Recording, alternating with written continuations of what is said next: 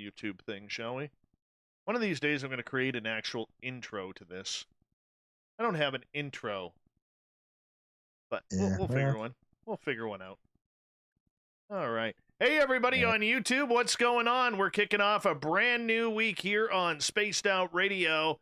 And you know what? We're kicking it off large and in charge with the man, the myth, the legend, Grant Cameron tonight. And we are very lucky to have Grant once again. And you know, I'll read this in my intro.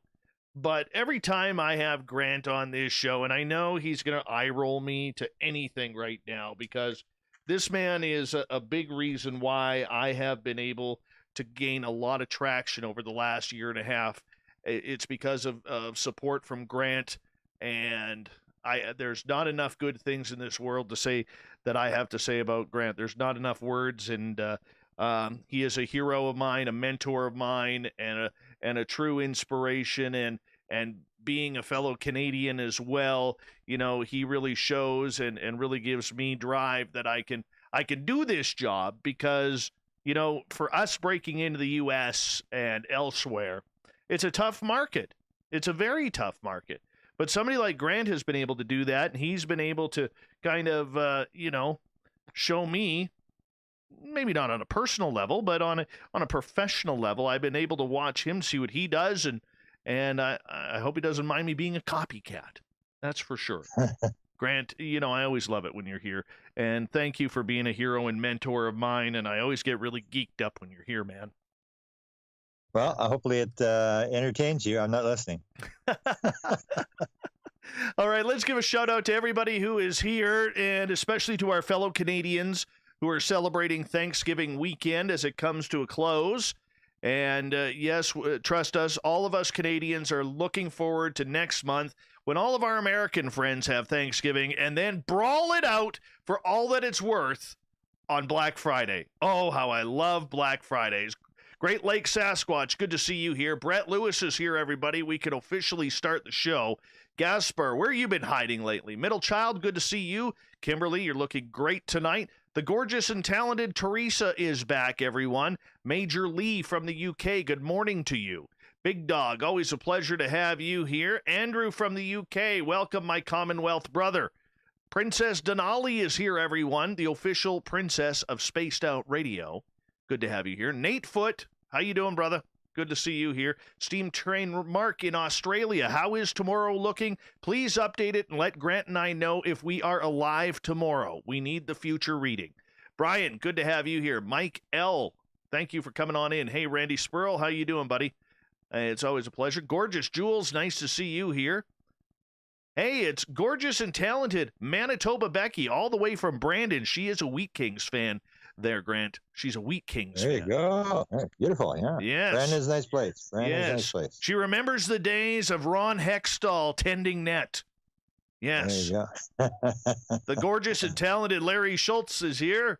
Good to have you here. Hi, Millennium. Scotty Eisner, welcome back. Kristen, you are looking lovely tonight. Who else do we have here? Little Deborah is here.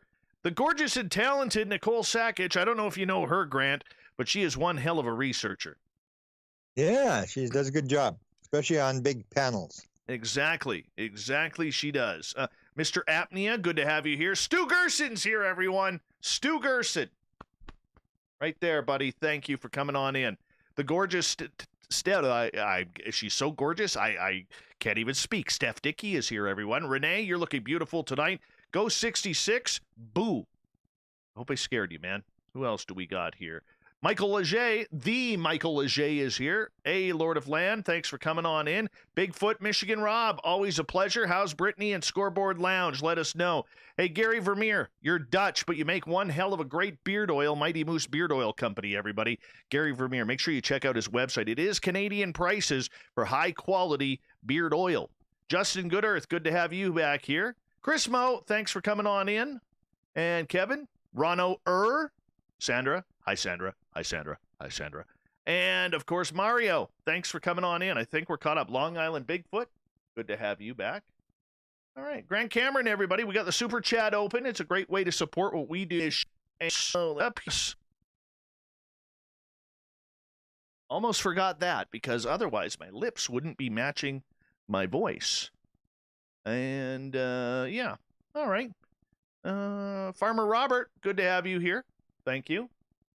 And let's put out that final tweet here, Grant. There we go. And we got 10 seconds. And hopefully this week we'll have some news on our brand new store coming up here on Spaced Out Radio. Let's get this thing going right now.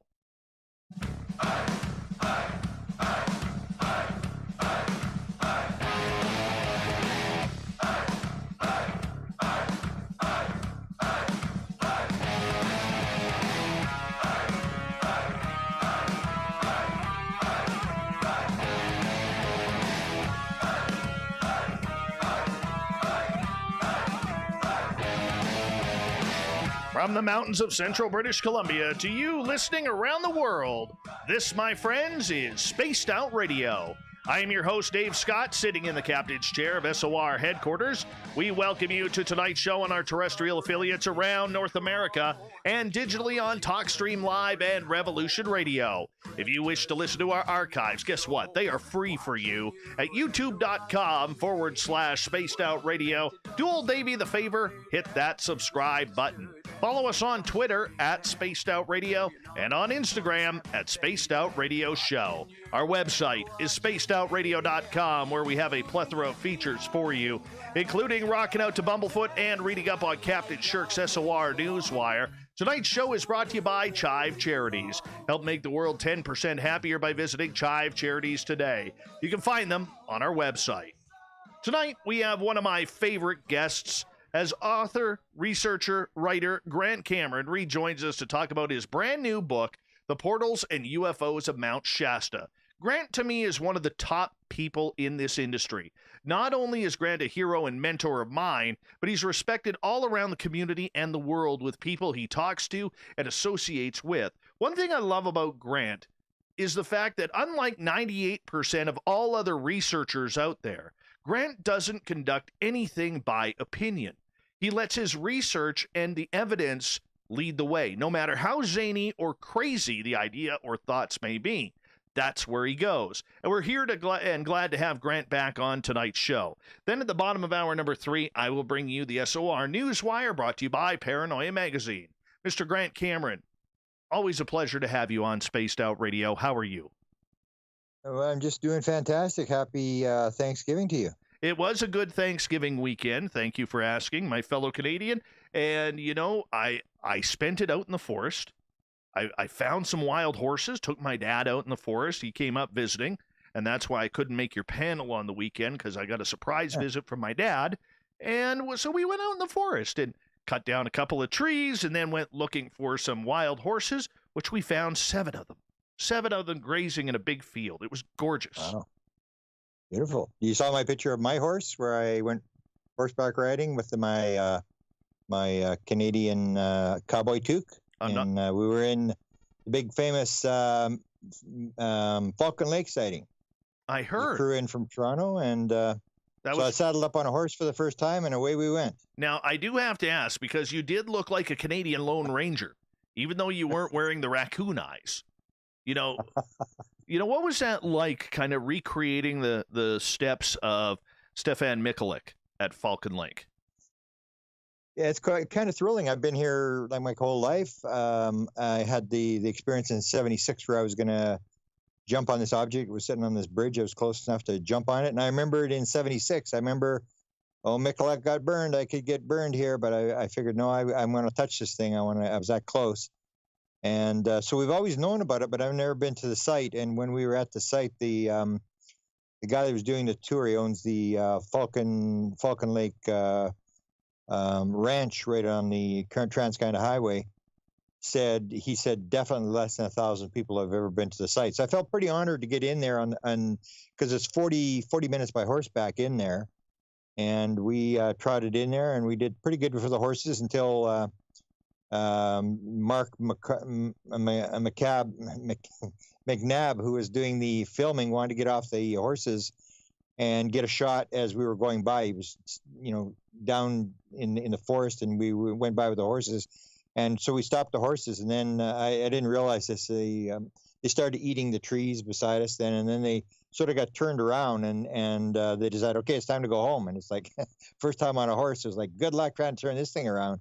So luckily there was two people helping run this tour. They got our horses sort of going the right direction again. But it was quite an honor to go in there and actually see the thing. And then I grabbed a bunch of pieces because, as you know, they actually did a coin. It was a $20 silver coin. And I remember when it came out, my sister bought one. She's sort of like a hoarder. She buys everything. And so I said, I'm not paying no $125 for some stupid $20 coin. And at one point it was selling for $1,800. Now you can get it on sale. You can get it for about $1,000, but it sold out in about an hour and a half. And all these coins. So I knew this was a famous sighting. And what I did when I got in there is we were on the actual, it was like maybe a rock that's maybe 30 feet by 30 feet. And this is where this thing landed. And parts of the surface of the thing were cracking and coming off. So I grabbed a bunch. Some other people were grabbing pieces of the rock, but I've got about 15. So I figured, if they get $125 for a coin, I can give you an actual piece of the rock that this UFO was sitting on, $125, except it doesn't glow in the dark. The $20 gold coin actually glows in the dark. But I have a bunch of pieces. So I was happy. I got to see the site. I got to go on my first horseback ride, and I got to get a bunch of pieces that actually, I'm sure this thing had tripods on it where there was hovering above the ground, but I've got pieces that may actually have been right under the foot of one of the tripods if it was sitting on something. So it was pretty thrilling to do. And then we also did we went to Carmen, and that's the first time it happened in 75, 76. And I haven't been back there since 77. I think I went one time to Carmen to talk to Bob Deemer to interview him. But otherwise, I've never been back to Carmen since 1976. So we went back, and I actually, on film, I actually went to the four main sites where I had my four main sightings, and on camera I described that. So that was kind of cool. And then we went to the lights at Woodridge. I don't know if you ever heard about them. There's spook lights out on the track. Yes. So we were, and that was maybe the most exciting. Well, no, I guess you can't beat the Stephen Michalak sighting, but we were there, and we were with Rob Freeman, who has all these camera setups, and he's got 9 different cameras and stuff. And he takes an hour to set this thing up and focus all the cameras and the infrared stuff and like that. So we set up right by this railway track. So this is where these lights are supposed to show up at this railway track, and it's in the middle of nowhere. It's in a bush a mile off the road. And so then the CN train comes through, and it comes through at that point. It's going like 60 miles an hour. And I live at a railway track. I've lived my whole life near like 50 feet from a railway track. And I've never really seen a train moving that fast, and just the power of this thing moving this long 120 cars or whatever and moving at 60 miles an hour. And you just think, wow. So we were right along the railway track, and they were filming as this thing was coming because the light was coming. It was dark, and it was really spooky. And so they got this shot of Rob Freeman in profile as this light comes and goes, and the train goes racing by, and we're about maybe 2 feet from the track on both sides. And of course, the CN figured this was not good. The guys that were in the running the train, I guess there's a lot of COVID suicide type things going on now. So they were really afraid we're going to jump in front of the track. This is what this was all about. So they radioed the Royal Canadian Mounted Police and reported us.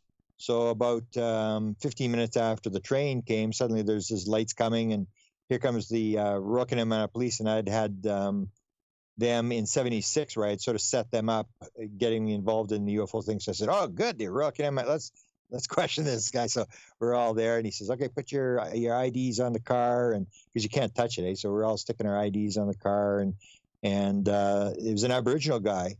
And then he said, so what are you doing? You were reported by the train. And so we say we're looking at these lights. And he said, oh yeah, I've heard about them. These lights are supposed to sit by the tracks, spook lights. And so we were talking to him, and then he said, turn off the camera. So Mike McNabb turns off the camera, and then he goes in, and he's sitting there, and he's checking all the different IDs, and with his computer or whatever, he comes out, and so he starts talking, and then I've heard about him, and we start talking to him. He was there an hour and a half, and then he would get radioed because he came by himself, So he's a lone officer out in the middle of nowhere by himself. And so, of course, I guess the dispatch calls him and says, what's going on? What's the status of this call or whatever? And he says, 15 minutes. And then he keeps talking to us. And then they call him back 15 minutes, and he just radios into the mic, 30 more minutes.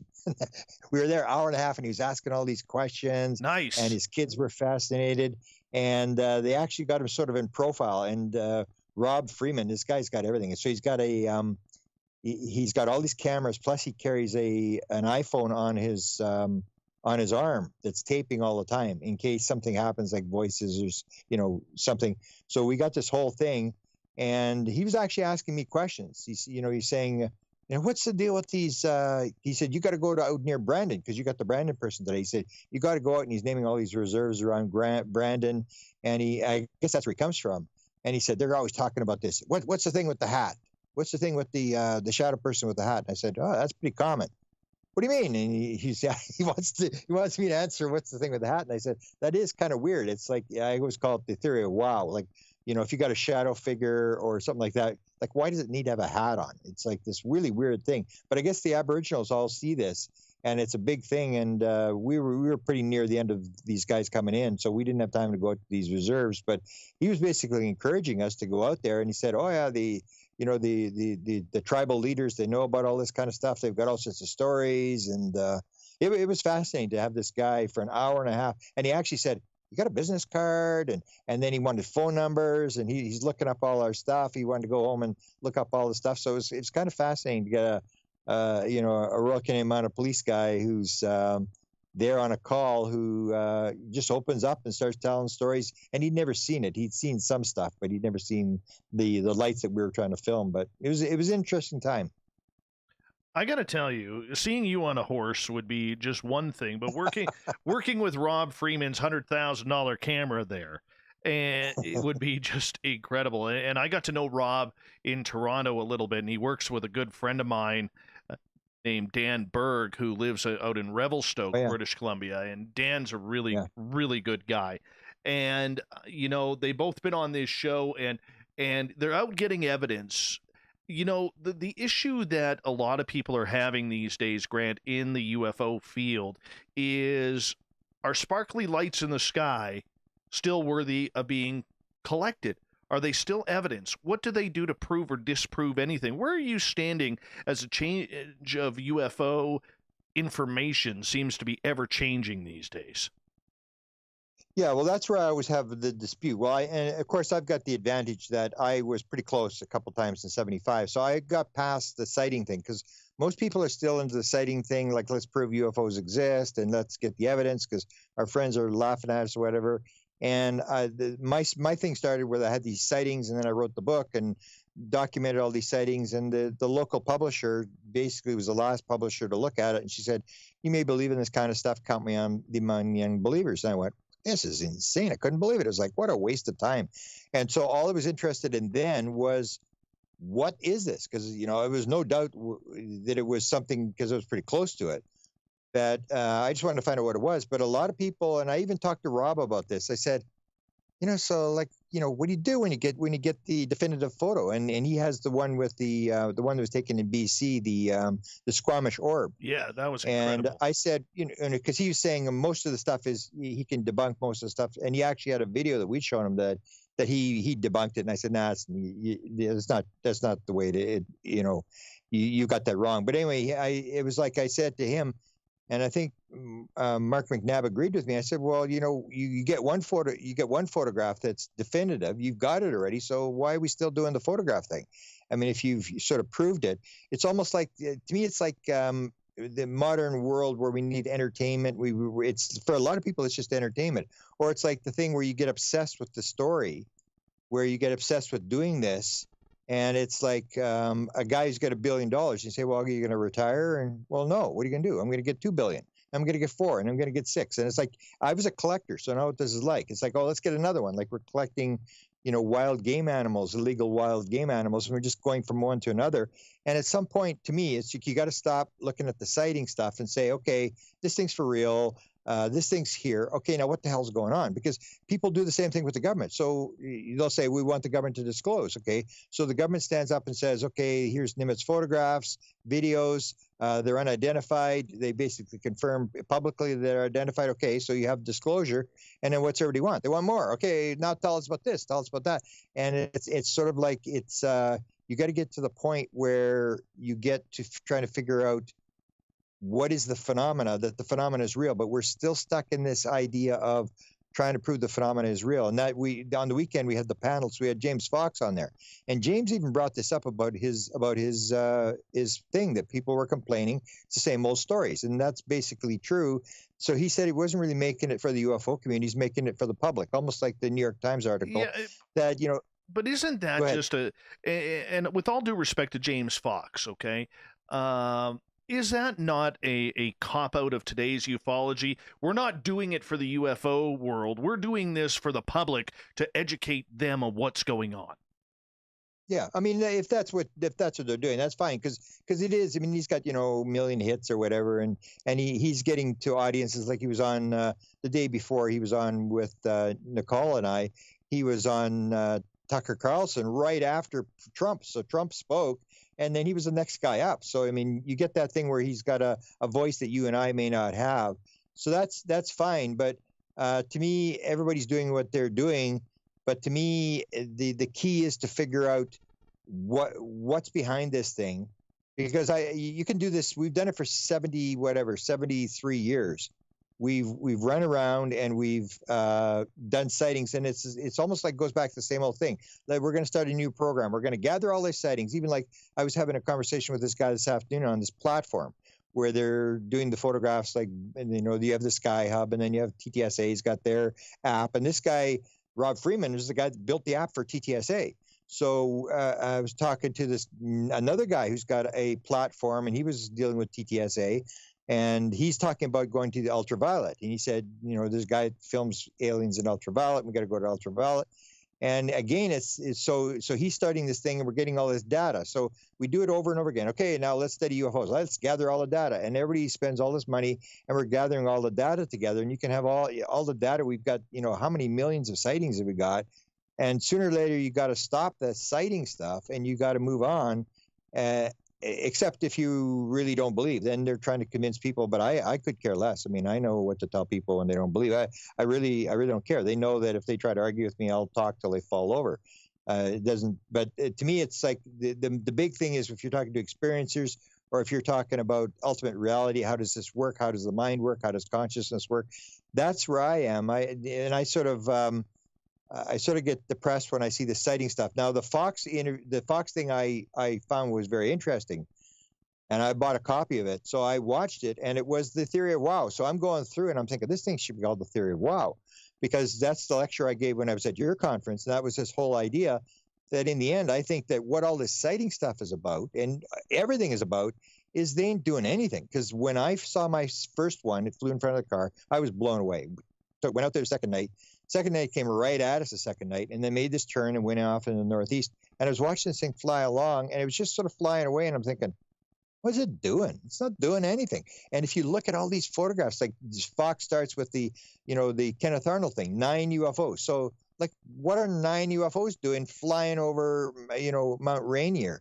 Like, what are they picking up beer? I mean, they need 9 UFOs or whatever. And it's the theory of wow. It's just like, look at this, 9 of them. And then the pilot, 9 of them. And you see all these things. Or why would a UFO? The two of the big cases he has are the one that James Rigney helped him with in Australia, where the UFO flies and it lands in a schoolyard with 300 kids, and these kids are all there and they're standing around this thing. It doesn't get out, doesn't eat anybody, doesn't do anything, just sits there on the ground for a while. All these people report this, then it flies off. Like, what's it doing? It's just getting people to go, wow, I got to tell this story. Or the final one was the South African or the Rhodesian case, 1994, with the school kids.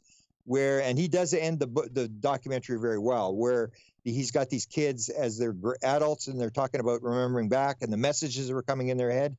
But it was still this awe thing where it was to impress people that, you know, these little kids wouldn't lie, and here they are, and this dramatic, these kids describing these visions in their head, but nobody goes to the visions. Nobody goes to like, what is this? Or the idea that the messages are coming through the aliens' eyes. And the one thing I tried to track down was Emily Trim, who's one of those kids, because you get the things, if you get past the sighting stuff and you start picking up all this other stuff. Emily Trim talks about the fact that she's with this other girl. They're on the edge of the schoolyard, and the being is like they could touch it. It's that close. It came right in front of them. It froze them. They were frozen, and then they got these images in their face. And Emily Trim was getting these technological images. They were coming bang, bang, bang, bang in her face, and then the last one was this sort of a giant explosion, which she said it doesn't really mean that the world's going to explode. And the girl beside her was getting environmental images. So for many years, I've tried to get a message to Emily Trim, but they're saying, oh, she's stressed out, she can't talk, we're protecting her or whatever. And the thing was, how fast were the images going in your head? Because if you start to check, you find out this is very common, that Susie Hansen talks about this. The aliens take them underground to a big sort of amphitheater things, 200 to 250 people in the amphitheater, and they're sitting, they show this big screen, and this environmental image goes on the screen, and then another one, and another one, another one, another one, another one, and suddenly she said there was 100 or more per second going on the screen, and they had taught us how to do it, and people were crying. They were all emotional, and then the being comes out and just sort of waves his arm, and everybody stops crying. The emotion goes away, but the image is embedded in their head. And then you take the Bankston healing method. So Bankston healing method is a method, it's supposed to be the Cadillac. It can do cancer stuff. And I took the training. I went to Chicago, took the training. And what you do is you learn to flip these images, 1,000 images in your head at a time. And they're ego images of cars and motorhomes and stuff. Can't be right brain, you want to save the world images. And so you do this thing, you flip it. And what it does, it shuts your left brain down. It gets the healer out of the way, and the energy can flow through, and they can heal anybody. So I'm in this training course, and then I said to Bankston, I said, you didn't invent this thing. This was Merrick. It was a psychic that invented this thing. And at the end of his life, in Bankston's book, Merrick says, I was from Alpha Centauri. I'm an alien from Alpha Centauri, and Bankston's is here to help me bring this to the world. So you get these things where when you get past the sightings and you start looking at these weird things, you realize there's something going on that's very, very important, that they're using this rapid image cycling, and this is how you can heal people, and you can do all sorts of stuff if you learn how to do this. But everybody's onto the sighting thing, and once it gets to what the person experienced in their head or what they think happened or whatever, then it's anecdotal. It just, they just think they were in a ship, or they just think this or whatever. And I say, everybody, it's all belief system. You believe you saw a UFO, you believe you're a skeptic. It's all belief. I mean, it's one person's against another.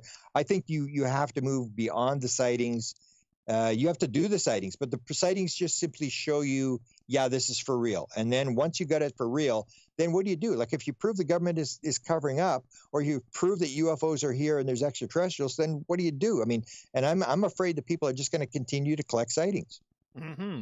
Grant, we got about 40 seconds left. I still haven't decided whether or not I'm going to be watching James Fox's The Phenomena. I heard it is fantastic. It is great. And when we come back from the break, I want to ask you about Harry Reid, okay? The former Nevada senator, okay, who is being, in my opinion, he's the modern-day Paul Hellyer. And I think it's important that we have a discussion about him, because you're very, very veteran when it comes to politics, UFOs, and I don't understand Harry Reid's purpose.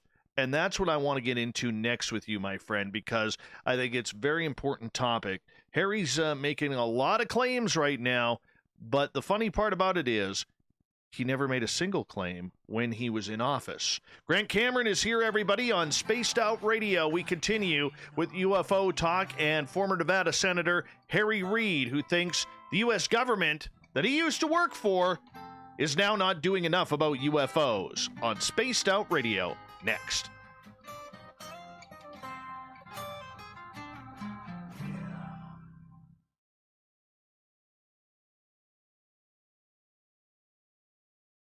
All right, Grant, we're clear. We're still live on YouTube. Okay. All right. Okay. Yeah, I got to get into that with you. That just kind of bugs me. I don't know why it bugs me. It just bugs me. Let's see what the chat's got to say. What's the chat got to say about Harry Reid? Well, I don't know. I mean, they're already all my lovely ladies are already hitting on you. Say freaking love Grant, and Grant's this, Grant's that. I heard he must be the horse picture. It must be. There you go. All right.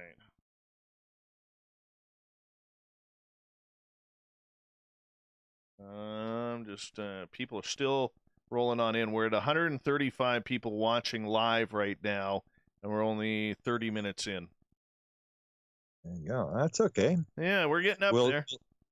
We'll give him a scoop or something. I'll think of a scoop to give him. We broke our record last week with who was it? Hold on. It was Ronald Moorhead. We finally cracked the elusive 200 mark. There you go. Yeah. Moving on up. Well, my social media person, Spookles the Cat, she decided that she was going to make a little competition that if we hit 10,000 subscribers on our YouTube channel by the end of the month, that I would have to eat breakfast during the show. And Grant, I have a real bone to pick with eating breakfast foods for dinner. All right. I do. And I really, as cool as it would be to hit 10,000, it would really suck for me having to eat like bacon and eggs and sausages and hash browns, on camera during the show, so that way, I don't know. It just, the thought just irritates me and scares me. But 10,000 is not bad, though. No, you got to die for something that would. Yeah, I know, but I mean, no, there's never a reason to eat breakfast for dinner. So at least that's in my opinion. So what do you think about your Jets during free agency here? I was surprised they re-signed Lane. Yeah, everybody wanted him gone. He's especially next year, he's going to want 10 or 11 million bucks, and most games he doesn't show up. And he can't take it off the boards. You know that he can't pull the puck off the boards. But they got Stastny back, so maybe because and Lenny doesn't want to be here. That's the worst. It's like, I don't really care, what they do, but when the guy doesn't want to be here, like, get him out of here as fast as possible. I mean, it's like, they're not putting me on the first line, and he's whining away. I mean, my goodness. I mean, if you're going to put the puck in the net, but I mean, he's down to like 30 goals or whatever, and we're going to pay this guy like, 10, 12 million bucks to. He's actually famous here for being the only guy who put the puck in his net. Instead of clearing it on the back of the net, he put it in the net. Yeah, like it's just unbelievable. I hear you. But whiners you don't want. I mean, because Winnipeg is a place where a lot of people don't want to be, but at least keep your mouth shut if you don't want to play here. I mean, to openly whine and then think we're going to pay you 12 million bucks or whatever he thinks he's going to get next year. It's ridiculous. Whatever happened to that secondary contract in the NHL? It's like the player goes from their entry-level contract up to 5 to 7 million, and then their next contract is like 9 to 12. I don't know how they're going to pay for it. I mean, how do you we only got 15,000 seats here. Like how can you put the price, or if they're not going to have anybody in the stands, like how the heck do you pay the bills? It's crazy. Well, I mean, it just goes to show how much money the owners have put away in escrow, right? Because that's what's going to save them this coming season is the escrow that the players have to pay. Yeah, but it's gone insane. I mean, and then you get things like Scheifele, who's the top guy, signs a long-term deal. He's making $6 million. Liney's making already more than $6 million, $7 million, and he's going to want 10. And so you're going to have some second-line player who can't score and can't get the puck out of his own end, coughing it up all the time, and then your top guy's making 6. So of course he's mad and he wants more. He wants out, and it's just a bad situation. Well, Scheifele, they're going to have to renegotiate that contract. Yeah, exactly. But then everybody else. Now you got Wheeler, who's basically on his last leg. He's making 8, and he's for another 4 or 5 years yet. It's like the salaries have just killed everything. Well, as long as they continue to be a, a seat generated revenue The NHL can't sustain those salaries. They can't. But then again, they just added another team. Hold on here, Grant. Here we go.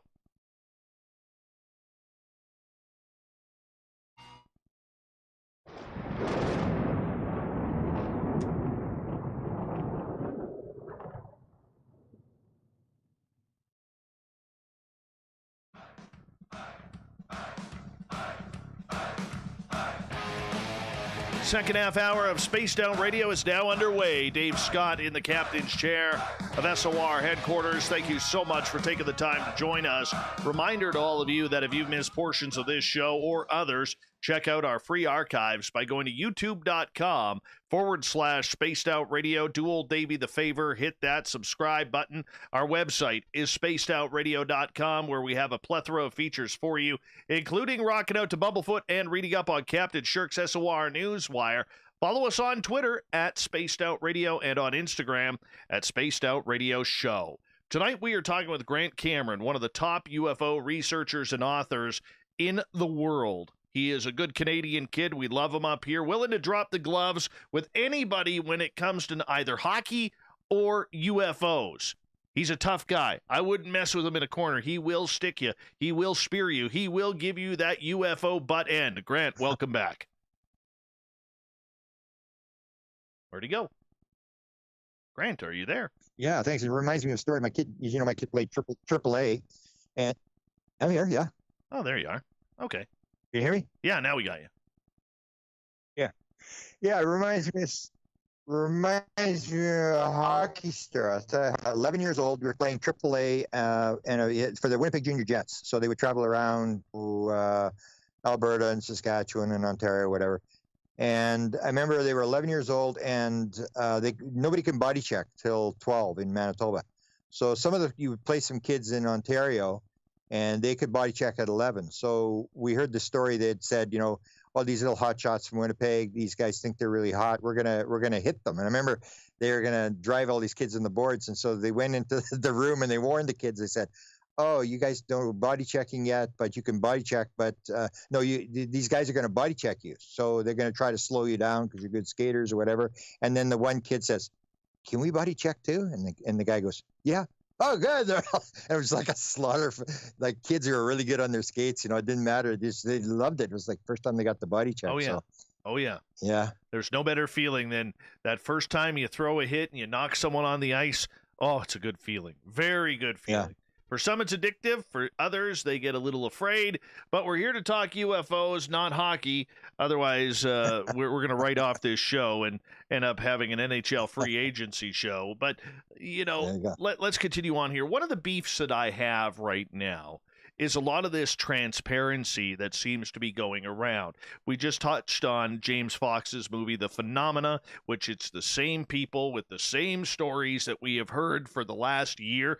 No offense to James, because I knew he's had this put together for a long time, waiting for it to be released and everything. Okay, but another one that kind of irks me a little bit, and it's the same irk I have with Canadian former Minister of Defense Paul Hellyer, is that of former Nevada Senator Harry Reid. Now, Harry Reid is all over the place now, talking about how the U.S. government is hiding UFO investigations. The latest one, where we should all be in shock and awe, even though we've known this story for 35 plus years, is the shutting down of the nuclear missile facilities and turning the missiles on both in the United States and Russia. And we're supposed to go, oh my gosh. But here we are with a man who, at the time when he was a sitting congressman, I believe, or senator, pardon me, I always get confused. Yeah, he was the head Republican senator in the Democrat. Democrat, yeah. Yeah. Okay. Here he is now saying, well, the U.S. government should be doing A, B, C, and D. Well, when you were in office, Harry, why didn't your ass get this stuff going? Why weren't you out in the public? Why weren't you challenging other senators and the president himself to getting this out? Is this not a little bit of hypocrisy here, Grant? Well, that's the way it works in Washington, because I studied the presidents and I studied all that sort of stuff. And it's John Podesta talked about it. It's the absolute toxic issue. Like he would say that when he was talking about it, people would say, "Great, keep talking about it." And he said, "Well, why don't you had a sighting? Why don't you come out and no. You do the talking for us." And he said there was a pile of people in Washington who are all in favor of this, who had sightings and experiences or whatever. But it's the ultimate toxic issue. It's like, because everybody wants to get reelected. So you don't want to get painted in the corner where you're the crazy guy, whatever. So that's what I think happened is they had this guy goes to this DIA guy goes to Skinwalker, and Reed was watching all the stuff that was happening with. He was the first guy that Knapp briefed about the Area 51 thing with Lazar and stuff like that. But it's the old idea is you need to get reelected, so you don't want to look like the crazy guy. And I think that is pretty an academic in Washington, where people just they're afraid of their reputation, they're afraid of what they're saying. Even if you get the thing where now Dennis Kucinich has come forward, and he's now telling the story pretty openly, except he's still denying the fact that he had a voice in his head. But the same thing happened to him as he was asked it in a presidential debate, and that was the end of his career. I mean, I watched every article that was written about him after that, and he basically had to pull out. And they said the crazy guy who saw the UFO and had a voice in his head. And so that's always their reservation. So you at least got to give Reed credit that he brought these people in and secretly put this money, because I'm pretty sure he was working with John Podesta. John Podesta back in the 1990s was already working with Clinton, and he would do things behind the scenes as well. Like the 1995, he had the executive order that said anything over 25 years has to be released unless you got a really good reason, to try to force out the UFO stuff. And so he was doing these things indirectly, but he wasn't all that vocal as well. I mean, I think that's what it is. It's this the idea of your reputation, that you're going to look like a crazy guy. You're going to be like Kucinich. They're going to write you off. Or in the Kucinich debate, after the Kucinich debate came, they asked Richardson, who was the energy secretary under Clinton, and he was also the governor of New Mexico. He'd made a couple of statements, and he started to back off as soon as he got on MSNBC. He was asking him, well, that's not really what I'm saying, and he's backing off because it's his reputation on the line. And then they went to Biden. They asked Biden, and he said, "What are you kidding? Like, what are you talking about UFOs?" And he's like really snarky about the whole thing. And it's the old cool thing that if you believe it, you basically keep your mouth shut, or you try to work behind the scenes to get some other person out front. And that's what I think Elizondo's doing. He's the guy out front. There's a lot of people behind him. He said there was other people working there. He's the guy that's out front, and they make him, he's retired. So once you're retired, then it doesn't really matter, because you don't have to raise $40 million to rerun for Congress. You don't have to worry about people writing you off because you're retired. And that's what you see. The same as Jim Semivan didn't start talking until he's retired. Reed didn't start talking until he's retired. Elizondo didn't say anything until he was retired. It's once you're retired, then it sort of opens it up, and then you can come forward. So I think it's basically a pattern that you would think that it's something that everybody wants to talk about, but it's something that really nobody wants to talk about in Washington, or they'll take your budget. For example, so if he had been public about it, he had this $20 million or whatever, and you had this group inside the CIA that believed this was demons. Well, if Reed stands up and says, this is for real or whatever, and we want something done, and I'm putting $20 million in, there's all these people that would walk in and take the money and shut the program down, because they've got more power than Reed in terms of shutting things down and controlling the budgets, because everybody's cutthroat in trying to get the money from the budget. Right. And that's what they said when it was shut down, is that another agency grabbed the money from them that they had allocated, and they had to shut the program down. All right, I want to get your opinion on this. Mark in the chat room is saying, Dave, you're spinning the story in an inaccurate way. Reed got Inouye and Stevens involved in the Senate to look into this. What I'm saying is a lot of the public talk that Reid has done has been outside of office. When he was inside, he was not very public about the information that he wanted. There's no, I don't see me spinning this in an inaccurate way at all. What do you think, Grant? Yeah, I think you're right. But I think that we have to keep in mind the pattern is that nobody talks until they're retired. That it's all about status. It's all about being cool and stuff like that.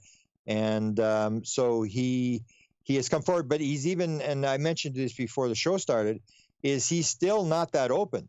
Like he's saying, yeah, we should investigate this stuff, but we don't want the little green men. Don't talk about the little green men. And Fox told us, Nicole and I, on Saturday, that he was afraid that Reid was going to pull his stuff out of the film because of the fact that they put these little kids from Rhodesia on the film with the aliens. And he thought that Reid would be so offended by the fact that they're bringing up the aliens. And that's what you see the same thing when you see Leslie Kean and Blumenthal. What did they do with the New York Times article? They said, oh, they got this UFO program. We're not saying there's aliens. We're not talking about aliens. And everybody backs off the alien thing because they don't want to look stupid. So we're cool. Let's investigate UFOs. And we get this all the time in ufology, even back years ago. I'd get people, researchers, who would be very skeptical in public about this skeptical and all these crazy people talking about aliens. And then you talk to them in private, and they're talking about aliens and this, and they're totally, as soon as the camera shows up, as soon as the mic is stuck in front of their face, it's like, oh, I'm a skeptic, but I'm an open-minded skeptic. And it's like, that's what you were saying half an hour ago. And that's what people do. They're so into their status. I'm in a position where I don't have to make money on it. And a lot of people are trying to make money on it. They're trying to be balanced. I don't really care about balanced. I'm just going to put out what I get, and I don't need the money. I don't need any finance from anybody or whatever. And so I just say but I'm in a different position in that I don't have to make money. But if you're in the New York Times, you're going to be very hesitant to put aliens into an article when you really can't back it up, or the editor is going to kill the story. Because a lot of editors, I remember talking to Billy Cox, who wrote for Miami, the Florida Today, and now he's with the Herald, with the Tampa Bay Herald, I think. He told me he's been doing blog pieces on UFOs since he had his sightings he first contacted me when Reagan was in, so that's in the 1980s. And he said, my editor just tolerates what I do. Editor has no interest whatsoever. And that's what the problem that you get is, if you get too far over the line, your editor or your party is going to pull you in, and they're going to reprimand you because you're making everybody else look bad. I got to make a correction. Mark is telling me that it's Zimbabwe, not Rhodesia. Zimbabwe. Okay, yeah. Zimbabwe. Yeah. And he basically said, to all things holy, I have to make sure. I correct you on that. So shame on you, Grant. Okay, but it was one country. It's now another. They changed the name of the country. There you go. So okay. Yeah, so I think it's now Rhodesia, but it was Zimbabwe. All right. So on a political side, with Harry Reid coming out, to me, as I state right off the top, this is shades of Paul Hellyer up here in Canada, where a lot happened on his watch, especially in his final year as Minister of Defense of Canada, where he claimed he knew nothing of the Falcon Lake incident. That's right. That's true. He claimed that he knew, just after he gets out, Shag Harbor happens. And, I remember questioning somebody who was close to Paul about that. And this person actually told Paul that I didn't believe him. And to this date, we'll agree to disagree on that. But Paul actually emailed me, and he kind of wrote a little snarky, along the lines of it, I'm paraphrasing here, I don't know what happened, or I know what's going on, except when my NDA tells me that I don't know what's going on, or something like that. Yeah. Well, Paul, I can tell the Paul Hellyer story because I did the same thing. Paul Hellyer had, when he was in the government, it's the same thing. Like, because a person's a Secretary of Defense or Minister of Defense or whatever, doesn't mean there's so much stuff going across your desk. That's what he told me. There was UFO stuff, but like sighting report stuff coming across his desk, and he really didn't pay any attention. He really wasn't interested. The only reason he got interested is because somebody had given him the book Day After Roswell, and he was reading it he's got a bunch of cabins north of Toronto, and his son-in-law came and said, "What are you reading that garbage for? That's absolute nonsense." He said, "Why? What do you mean?" And he had that's the first time he'd sort of gotten into it. And then his son was doing some contract and was talking to this 2-star general or whatever. And he said, "Oh, my father's reading this crazy, father-in-law's reading the crazy book." And the general said, "It's all real." And so he phones up the general and says, "What do you mean?" And the general says, "It's all real and more." And then he goes off the deep end. But whereas the Senator Reid, he's very sort of still very, we're going to talk about UFOs. The rest of it, I think, is all nonsense. There's no truth to this, and don't talk about aliens. Whereas Paul Hellyer went exactly the opposite way. I mean, he's like, everything that everybody said was true, and it was like, this and that, and it was like, he's just repeating stuff that other people are saying. And the only thing that he really got that he had, I think, that was really significant was when we had this one conference in Toronto when they did the citizens hearing, except they had reporters there, and they asked Paul Hellyer, like, "So who do you think of the government knows what's going on?" And this is what I say is, there may be not anybody, because I've been it for 45 years. I have no idea who in the Canadian government is running the show, who knows anything. There's no leaks. There's no stories about this guy told me this or whatever. And so he said, the head of the Privy Council, but you could tell he was sort of guessing. And then it went around another round of questions. And when it came back to Paul, that's when Paul said, "Oh, there was one guy," he said, that knew what was going on. I forgot to tell you." And then he tells this story that he got the phone call from the Air Force officer. I don't know if you heard this story. He got the phone call from the Air Force officer, and he said, the guy who ran the emergency operations in Canada is dying of Lou Gehrig's disease, ALS. And he's got a story he needs to get off his chest, and he wants to talk to you. So Paul says, "Yeah, okay, I'll talk to him, whatever." And he doesn't phone the guy. And then the Air Force guy phones him back, and he said, "He's about to go off the cliff. You better talk to him." So he phones up this guy, and this is the head of emergency management, which makes sense, because if something crashes or something happens, you're going to have to do a lot of stuff. Put money in the banks. You're going to have to, control the scene and just cover up the story and whatever. And, because this is things that happen that aren't controlled. And he said, I was made to sign a bunch of papers. I was taken to CIA, made to sign a bunch of papers, and I was told this is all for real. And it was actually at Area 51. And I was inside a craft. I got to sit inside one of the crafts. And I just want you to let you know this is all for real. And so Paul confirmed that story. But when I told, he had, most people don't know, he actually opened the base, St. Paul, Alberta. And this shows that he may not have known what was going on. So it was St. Paul, Alberta. And this is Centennial Project, 1967. It was on the front page of every newspaper in Canada. And it said, "Top secret project strikes out." That was the Winnipeg Free Press line. And basically, he'd gone up to St. Paul to open that tourist UFO landing base. And he said, "This is not the first time that a UFO's landed. We built a UFO landing base. We had one in 1954. And nothing ever landed, therefore UFOs don't exist." So when in the 70s, and this is long before he went public, me and a guy named Arthur Bray from Ottawa were pressuring Paul Hellyer after he got out, and we were saying, "Okay, how did you know? Like, where did you get that information that they'd opened this landing base?" He said 1954. And I'd gone in 77 to interview Wilbert Smith's wife in Ottawa. And I took the newspaper story along, and I showed it to Merle Smith, who was Secretary of the Speaker of the Senate. And I said, "Take a look at this article. Can you read this article? And can you tell me, was Wilbert Smith involved in this?" And she read it, and she goes, "Yeah, that was Wilbur." And I said, "So what really happened?" And what they had done is they'd opened a base in Suffield, Alberta. Now, how are the aliens? The whole point we were trying to get from Hellyer, I'm trying to pressure him in the 70s. How do the aliens know where to land? If you open this base, how the aliens, somebody had to be in contact with aliens. And he really said, "Well, I really don't know. I'm looking in the archives. I'm trying to find the files and stuff." And so Mrs. Smith said what happened was Wilbur said he was in contact with an alien by the name of Alpha. And if they would stop shooting at this stupid thing, he would get it to land, and they could talk to it.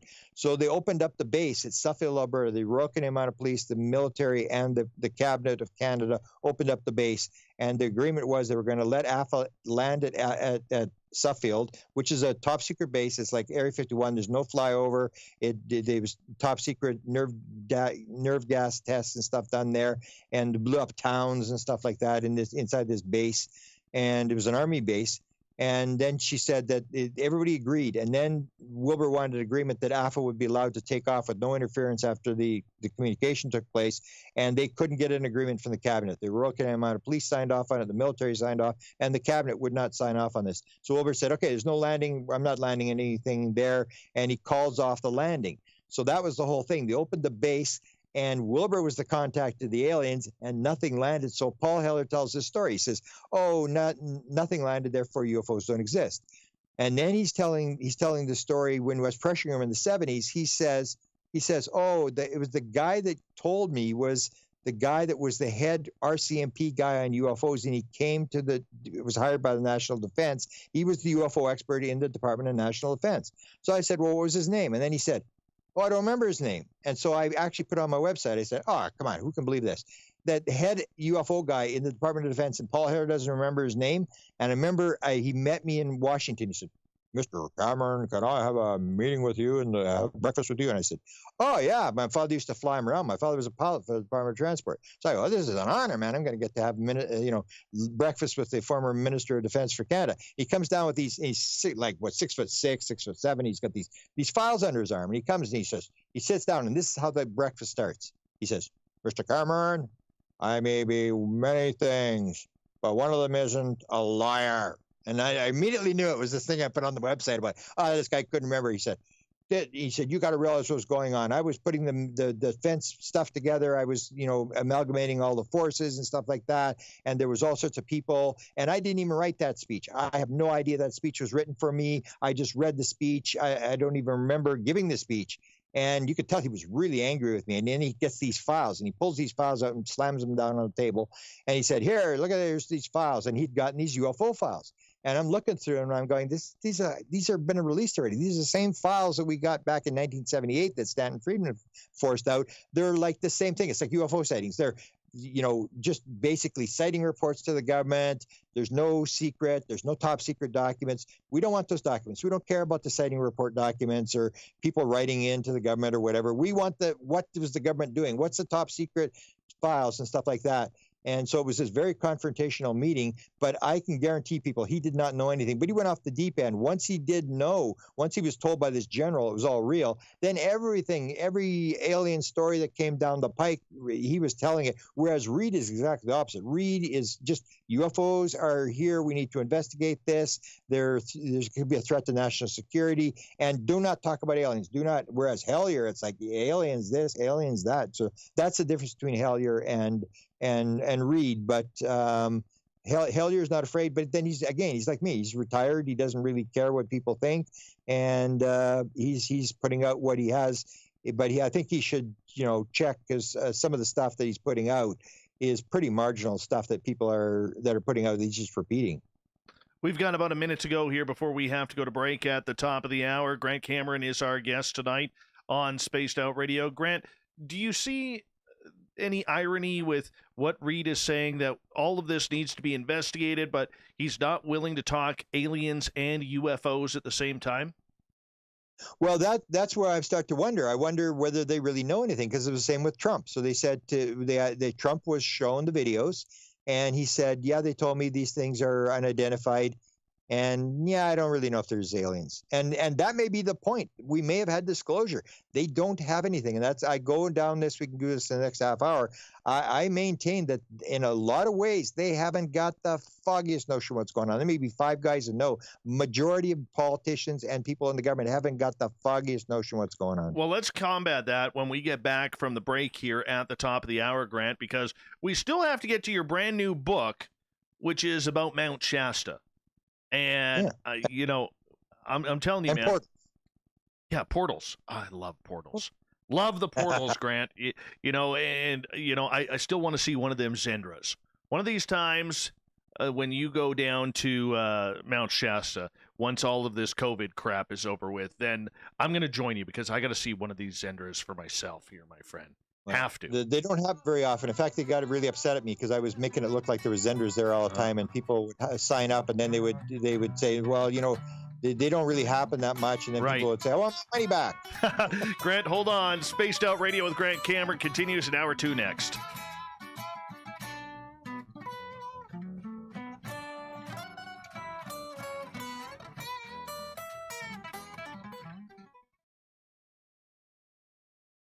All right, Grant, I'm just going to run my dogs outside. I'll be right back.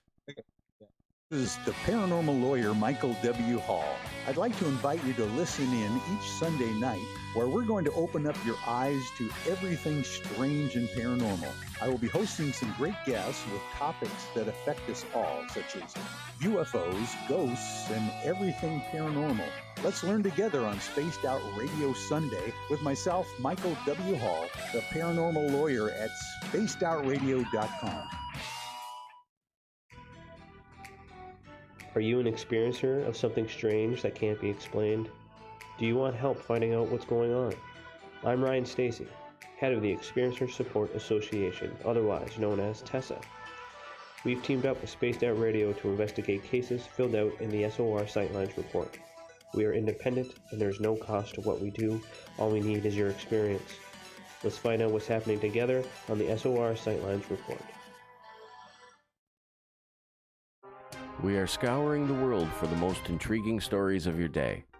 Take the time to read up on the SOR Newswire, where our team, led by Captain Shirk, will deliver to you some of the best paranormal and supernatural news, along with some stories that will blow your mind from the weird to the wacky. It's the news outside the news that piques interest, and that's what we're looking to deliver to you. The SOR Newswire, only at spacedoutradio.com. Hey space travelers, this is John Resig, founder of the Chive and Chive Charities. If you know anything about our website, you know we like to do things a little differently. We're not some faceless organization collecting money for a nebulous cause. Our donor dollars go directly toward life-improving items. Then we give those items directly to an underdog who needs it most. To become a donor with Spaced Out Radio's official charity, Chive Charities, just go to chivecharities.org/donate. We all know on Spaced Out Radio we love a good beard and mustache, so why not take care of your facial hair with Mighty Moose Beard Oil? Made in Canada, we're taking care of beards and stashes around the world. We use 100% natural ingredients with our oils and balms to make your whiskers feel silky smooth. Use promo code SOR2019 at mightymoosebeard.com today.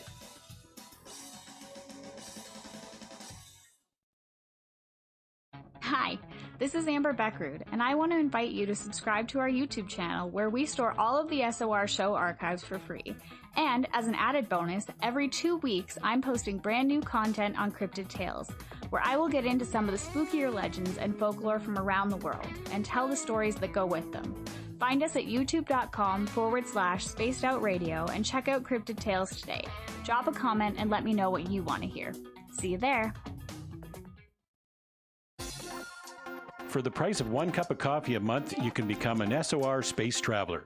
The Space Travelers Club is a place where you can interact with other listeners, either live during the show or on our great forum. We want your stories, pictures, comments, and ideas. You'll get live video streams, exclusive content, and be a part of our newsletter. Stay in touch with everything SOR. The Space Travelers Club is just $5 a month at spacedoutradio.com.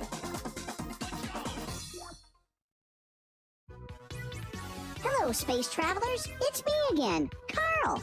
Don't forget to join the Space Travelers Club for just $5 a month and follow Spaced Out Radio on Twitter at Spaced Out Radio. Our Instagram, Dave Scott SOR. Our Facebook page is Spaced Out Radio Show. Our archives are free at youtube.com/Spaced Out Radio. Come woo it up with Spaced Out Radio today. Bye!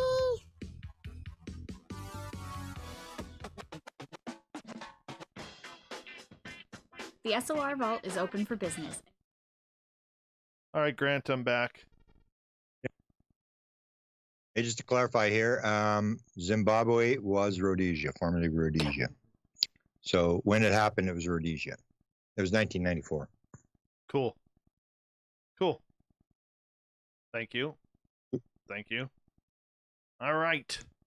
Big thank you to, let me find you all here. Big thank you to Gorgeous Jules, Big Rob, Kimberly, Lee, and Carl, and Cat Chaser for the super chats tonight. Really do appreciate that. Thank you so much for supporting Spaced Out Radio. Thank you. Don't forget to give us a thumbs up or down, your choice. We got 151 people in here. watching away, and thank you so much for tuning us in live. I really do appreciate that. And, yeah, much love to everybody out there, man, especially our fellow Canadians listening in who are just getting off of turkey coma from Thanksgiving dinner, and hopefully you all had a good one. And if you didn't get any turkey, hopefully you got some tacos, because tacos are good for any time. Tacos. Love tacos. Love tacos. Tacos for breakfast. Tacos for breakfast. Yeah. Yeah. I'll stop at Tim Hortons tomorrow morning and get myself something good. You got a Tim Hortons in town? Yeah. Yeah. Didn't you go there when you were here? I don't remember. I don't remember a Tim Hortons, but if you got a Tim Hortons and a Superstore, that's all you need. Yep. Yep. Yep. That's it, man. That's it. And some wild horses. Wild horses, yes. And a lot of people asking about my Bigfoot site as we get ready for it to come back from commercial. I'll be heading out there probably on Thursday to do a checkup on the gifting site and take down the trail cam to see if we've caught anything on there that is strange. So that'll happen on Thursday, and we'll keep you in touch with that. Here we go, everyone, with hour number 2 coming on up in about 5 seconds. Hold on, Grant.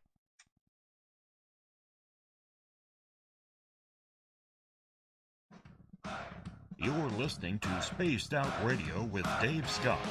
Follow Dave on Twitter at Spaced Out Radio and on Facebook, Spaced Out Radio Show. Hour number 2 of Spaced Out Radio is now underway. I am Dave Scott, your host, sitting in the captain's chair of SOR headquarters. Thank you so much for joining us.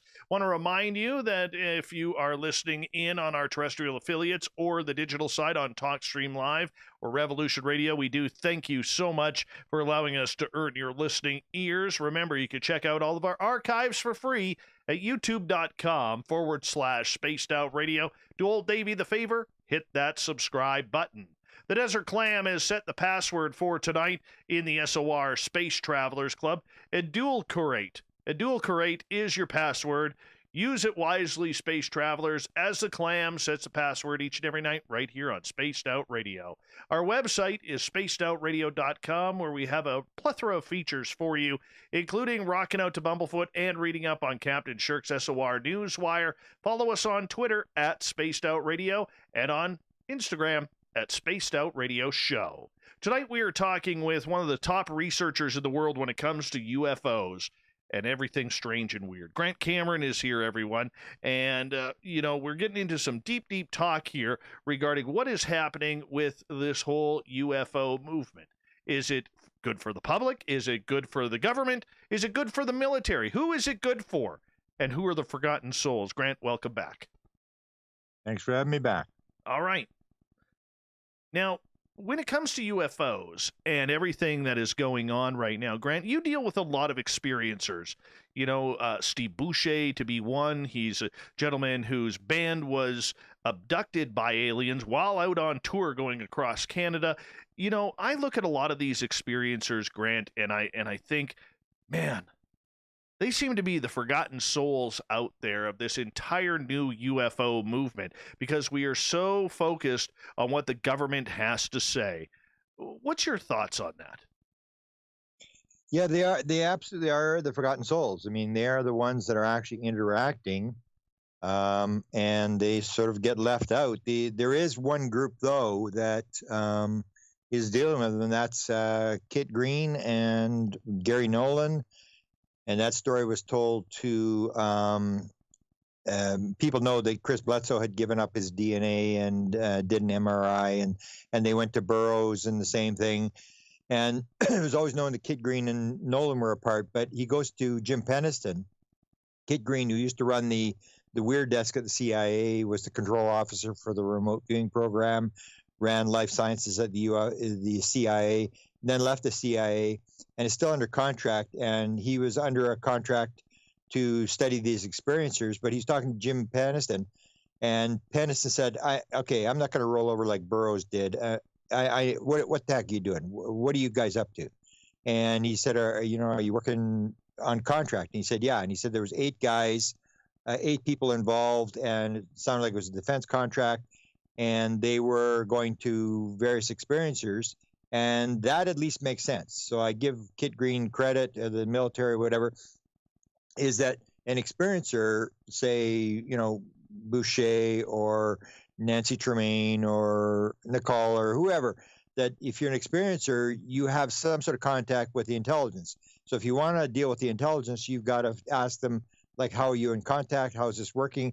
And the idea was, if you look at the contactees, the people who've had interactions, there's going to be something different about them, and you're going to be able to figure out how to make contact with the being. So Peniston said, like, what are you doing? And he said, well, we're working on propulsion.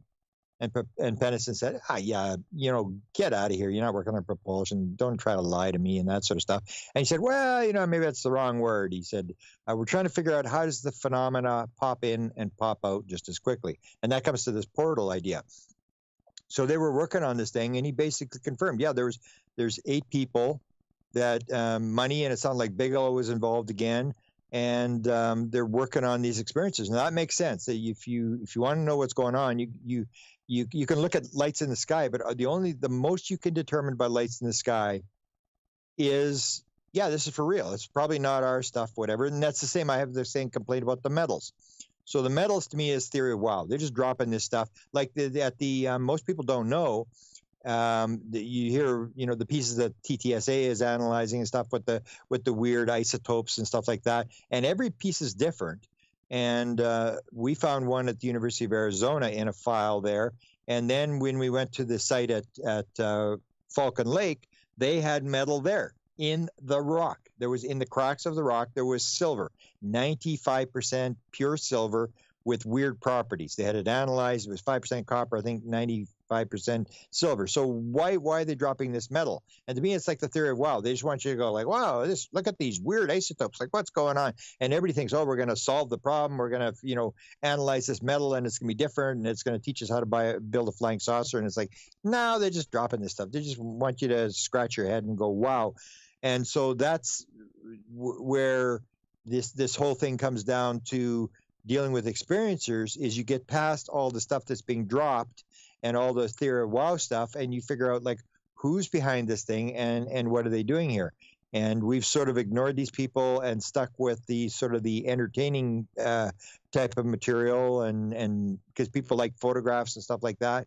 But the experiencers are definitely the people that you have to deal with if you want to figure out exactly who this is, because you get to the point where you say, yeah, this is for real. And then the next question is, okay, who is it and why are they here?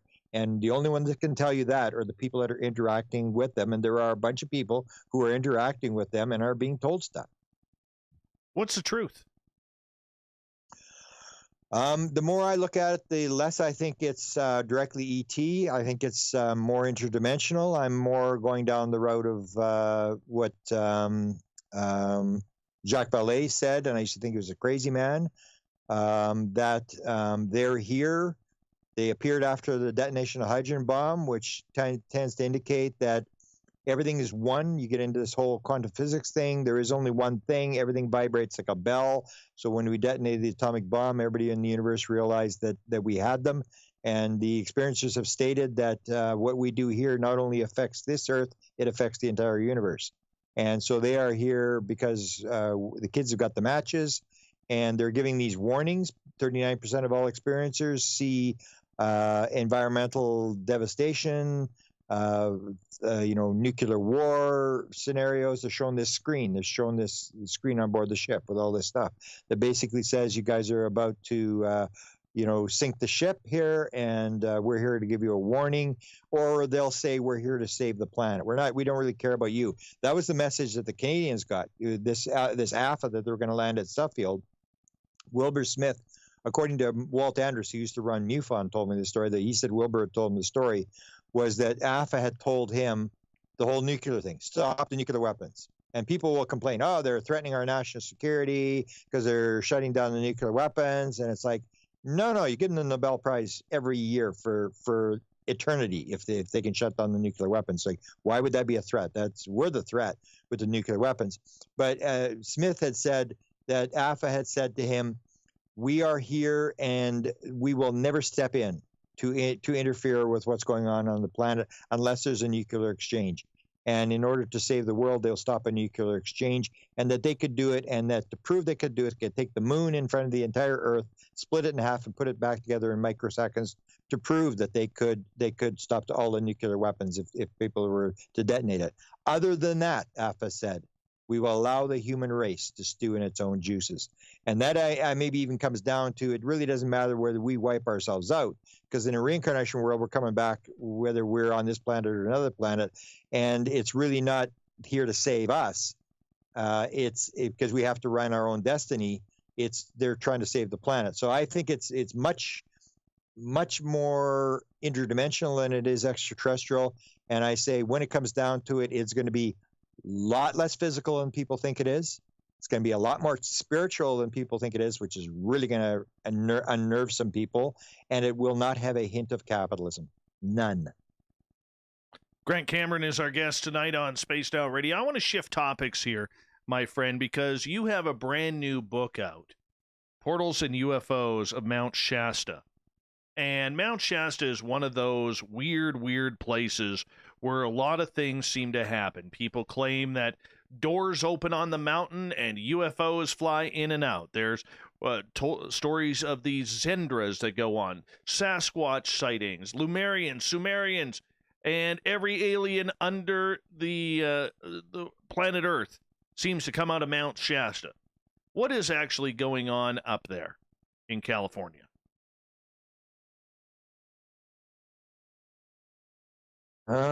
Well, I think it's what we give it credit for. Like, if you consider a site holy, I think you are, mysterious. I think you can impress energy on that site. The same as the story with why does Skinwalker have so much, weird stuff going on? And one of the theories is that these two tribes that are there were putting curses on each other for hundreds of years. And so what I say is, you can create a house in the physical world, you can create a house in the spiritual world. Whatever is happening, good or bad, in the spiritual world, we're manifesting this stuff.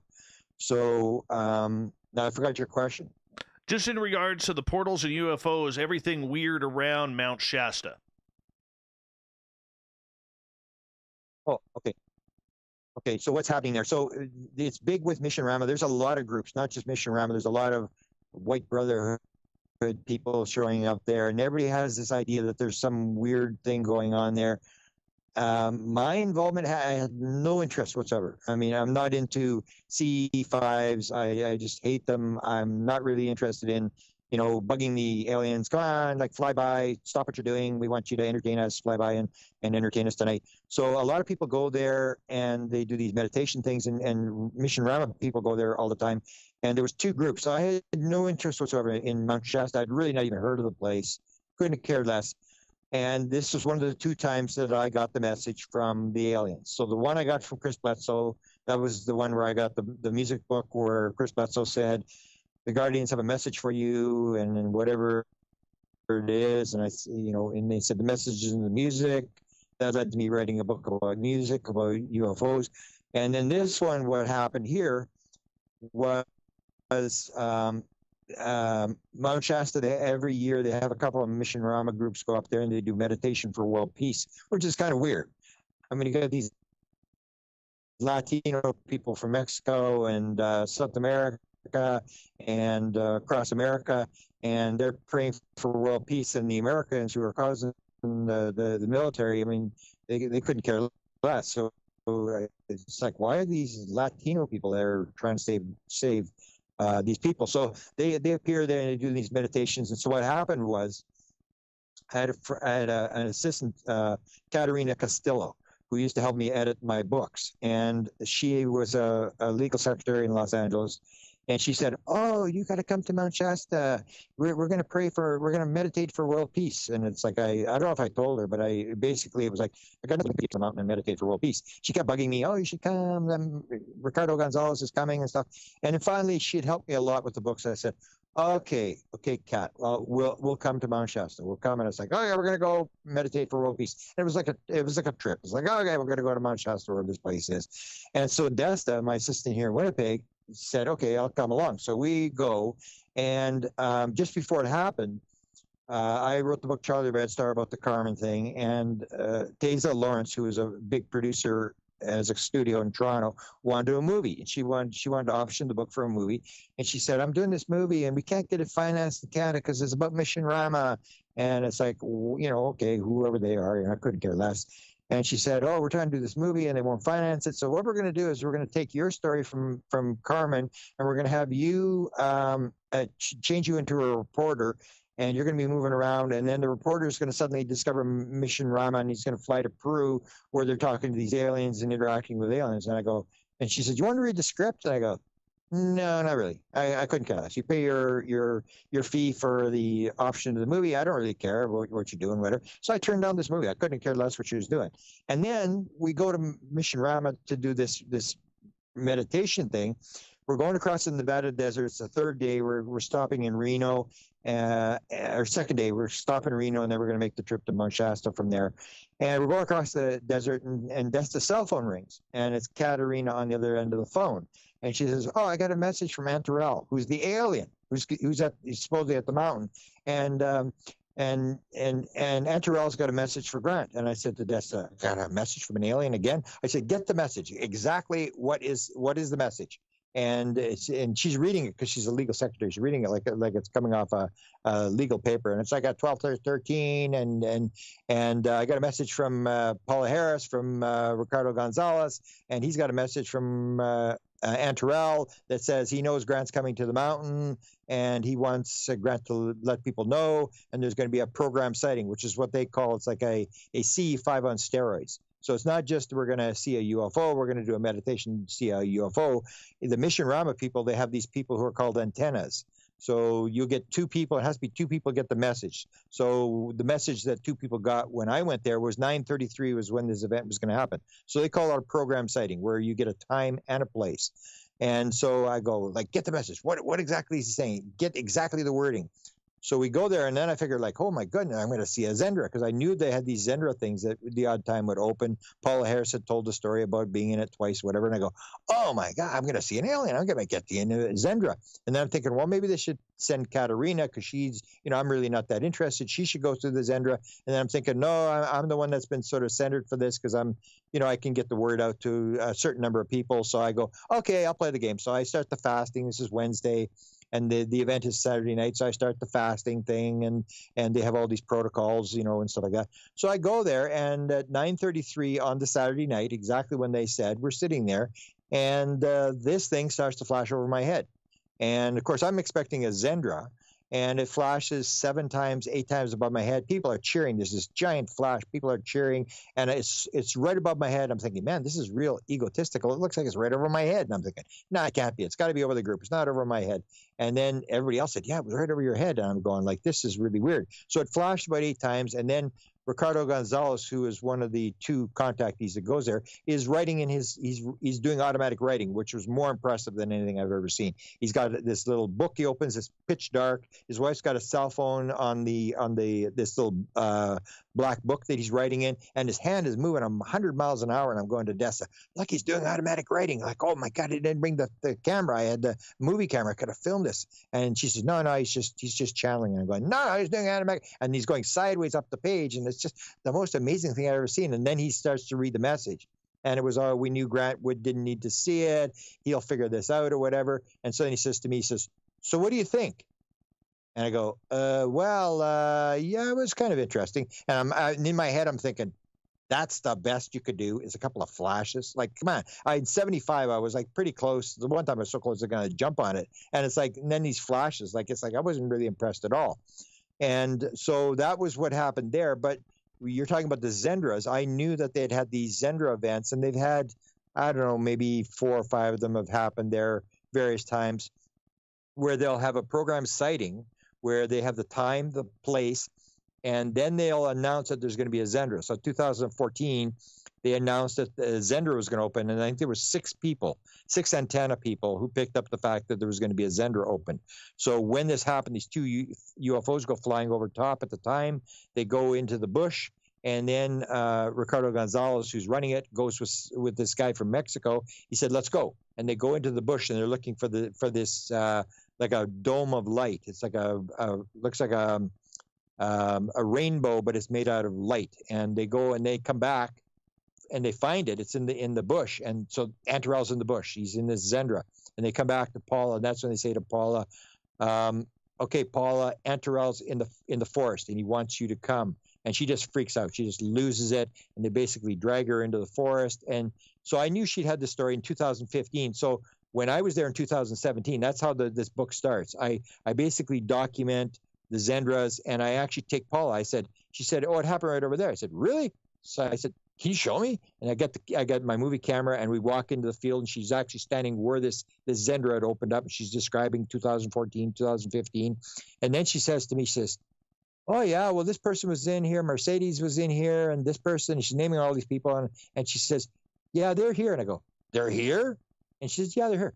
Can we go interview them? And then I go to these people, and they were like gardeners and maids, just like ordinary Latino people from all around the place. And I'd say, you were in the Zendra? And they go, yeah, because there was 7. They only allowed 7 people in. You were in there? Yeah. What'd you see? Oh, there was this guy. He was 10 feet tall, and he had a bicycle suit on. He looked really muscular, and he looked very stern. He had this long silver hair. And I go, next person, what'd you see? Oh, there was this alien. He was like 10 feet tall. He was wearing a bicycle suit. He had these sparks coming off his chest. And everybody described the same thing. I was just blown away. I couldn't. And I'm thinking to myself, I didn't know about this after 40 years of doing UFO research. I didn't know about this. And I'm thinking, oh, this is my mission. I am to write a book to tell the English-speaking world about this Mission Rama group and the fact they can open these Zendras, which we call portals. And I thought, this is sort of what I wanted to do. So I wrote the whole book in 2017, and it had to do with Zendras, which are portals. And then I had to go back again because there was 2 groups there. So I wanted to be even. So I went to the second group, which was Enrique Villanueva's group in 2019. I wrote a book on that. And then I said, okay, now we're going to do it. And then this whole thing about the portal came out. I started following Ron Pandolfi, who's the head CIA guy that maybe briefed Trump on UFOs and stuff like that. You really can't tell because he's so, playing games and stuff like that. But his wife started having these broadcasts, these go-to meetings on the internet about portals. And I'm going like, why is this high-level CIA guy in the White House, why is his wife having these meetings? I'm going, there must be something to this. And so what I do in the book is I gather together all the information. And what I come to the conclusion is if the government has any technology at all, I don't think it's anti-gravity. I don't think they have any of that kind of stuff. They definitely they can't start the craft as far as I know. And the metals aren't teaching them anything. And they basically, the only thing they might have, and I think there's a possibility, they have some sort of portal technology. And I'll give you an example I have in the book. If you, I don't know if you did you interview Pasolka? I have, but we got to look at getting her back on again here soon. Yeah, so the main character in her book I met.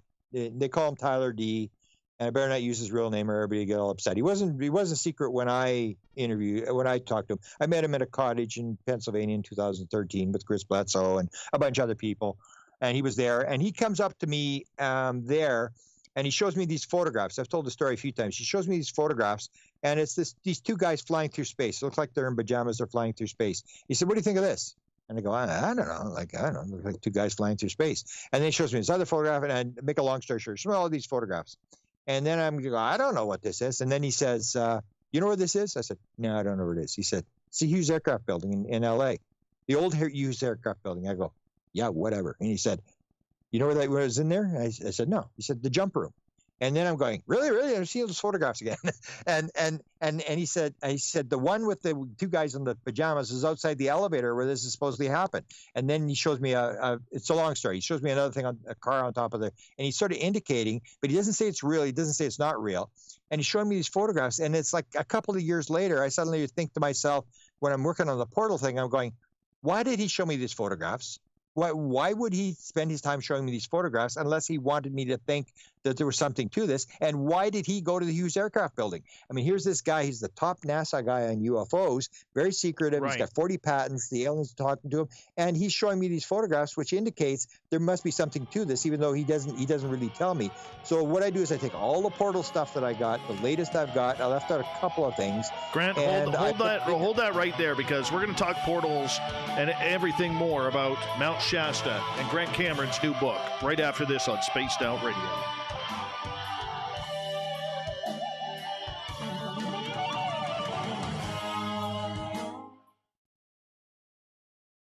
Sorry, Grant. Music came on. No problem. No problem. Music came on. I can listen to you talk this for hours. Hours. Yeah, I can see we're coming to near the bottom there, as I had to quickly tell that. Oh, we'll get into it. Yep. I love Jay King's comment of you in the chat room here. Grant, the Canadian cocaine Cameron. There you go. Oh. Yeah. Oh, God, I love these people. I love these people. They're way too good to me. Way too good to me. I got to tell you, man. 191 close to 200. Tell people to bring their friends in here. Yeah, we're only 18 away from tying the record. Now, the record was 207. The record was 207. Okay. So we're 189 now. So, they always drop during the commercials. People go and they turn their phones off, or they go to a different app or something like that.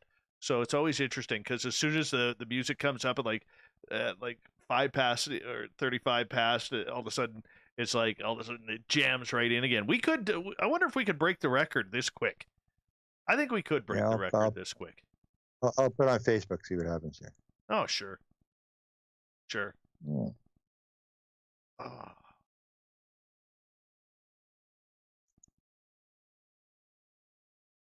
Son of a gun, big dog. That's 3 in a row, dude. Oh, man, you're way too kind. Way too kind, honestly. I don't deserve that. Thank you. Thank you for the super chat. I really don't deserve it, but thank you. I'm just very happy that you enjoy our show on a nightly basis, man. That's it. Thank you so much. I love you for it, and thank you for the support. Wow. Way too kind. Way too kind. Hey, Dirty Filth, how you doing, buddy? Oh, here's a good question from Dirty Filth for you, Grant. Grant Cameron versus Butch Witkowski. Who would they take as their tag team partner? Who are you taking as your tag team partner, Grant? I don't know what I don't understand the question. I'll go in the squared circle with you, man. Talking wrestling. Oh, okay. Yeah. I'll go with you. Me and Grant Cameron will take on any ufologist except Lou Elizondo, because he lifts weights. And he could probably kick both of our asses with one finger. Yeah. I got it. Let's. But can he do it on skates? Can he do it on skates, though? Oh, very nice. Very nice. Different game on skates. Oh, man. I don't know. I think if there was paranormal / UFO hockey fights, I don't think Lou would be the first one I take on. I don't think so. No. I don't know. Who would I take on first? You take on Reed. He's getting kind of. No. I like. No, I wouldn't take on him. I wouldn't take on Knapp. I want DeLong. DeLong. There you go. I want DeLong. Center ice. We'll even call it at the Jets arena there. In our little arena, the smallest arena in the NHL. I know. Hey, Johnny Dazzles. Do you is that a nice rink though? Like, I know it's small. It only seats 15-8. Yeah. It's okay. It's downtown. They wanted downtown, and they never thought they'd get the NHL back, so they just built it for triple American League, for the American Hockey League, and you can't expand it. So I don't know what they're gonna do. Now you got the football thing. You got the stadium, $160 million, and there's no games there this year. It's like 8 games a year, and they're that's bizarre. Where at least the Winnipeg rink, we got junior, and we've got American Hockey League and NHL. They're almost every night they got something going on there. Oh, they're making good money. That's good. I didn't know the WHL team plays there. Now that's the old Kootenay Ice, isn't it? Isn't that who moved? I'm not sure. They got their own rink now. They went to they built a rink on their own now, 4,000 seats or whatever. But Mm-hmm. it's a place where, you know, they can still get 7,000 in American hockey, 8,000. So they get some pretty good crowds for. Right. Very cool. Very cool. All right, my friend, we're just about to come back here. And thank you to Big Dog once again, along with Gorgeous Jules, the lovely Kimberly, Major Lee, Human Carl, and Cat Chaser for the Super Chats tonight, supporting what we do. Thank you to everybody who's given us a thumbs up. Here we go.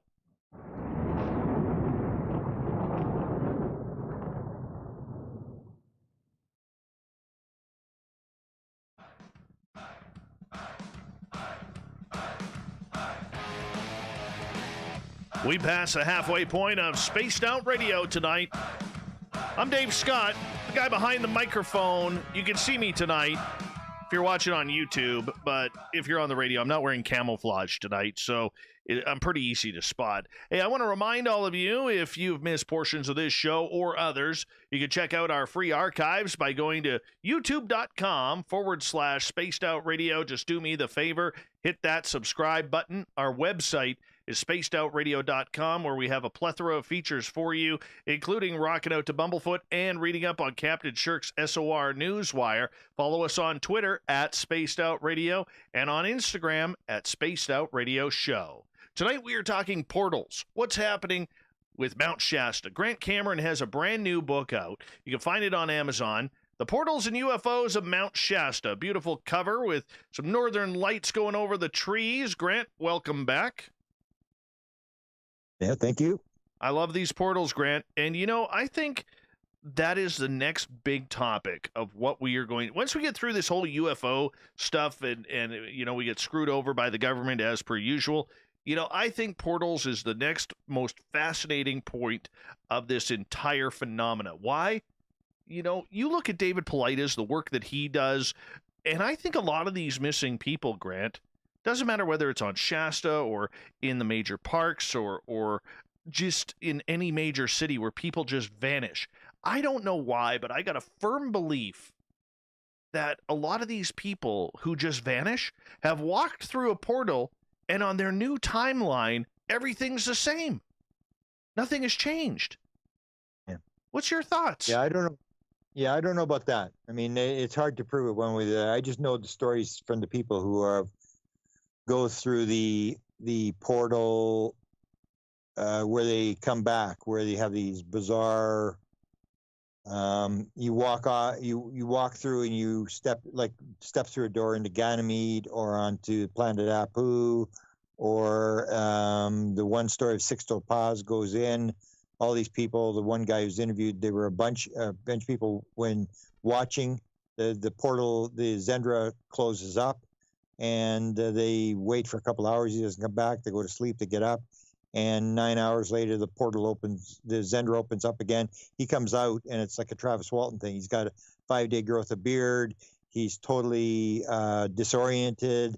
He's got sort of a burn thing, if you remember the Close Encounters of Hey Grant, your phone seems to be cutting out a little bit. Close Encounters, when Dreyfus is it?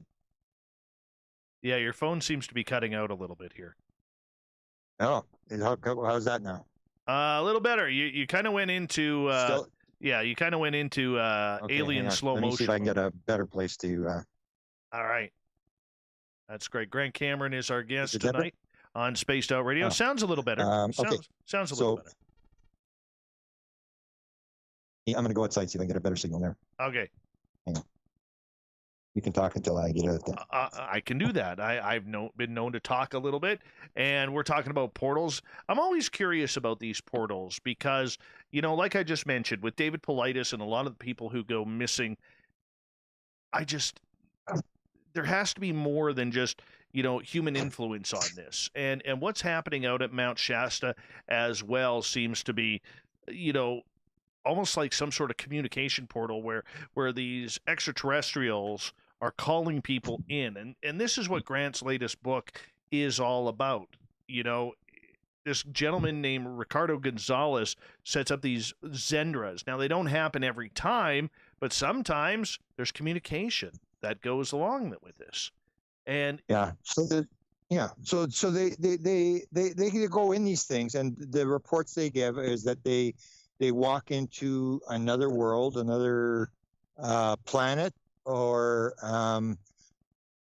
you get situations, and that's where you hear these stories. If you've seen the video I had, Ron Pandolfi. So Ron's this top level guy, and he was very upset that I got this, but he put it on his wife's Facebook channel, and I grabbed it, and he said the guy's a thief, and but I got him on camera. It's the only time he's been caught on camera.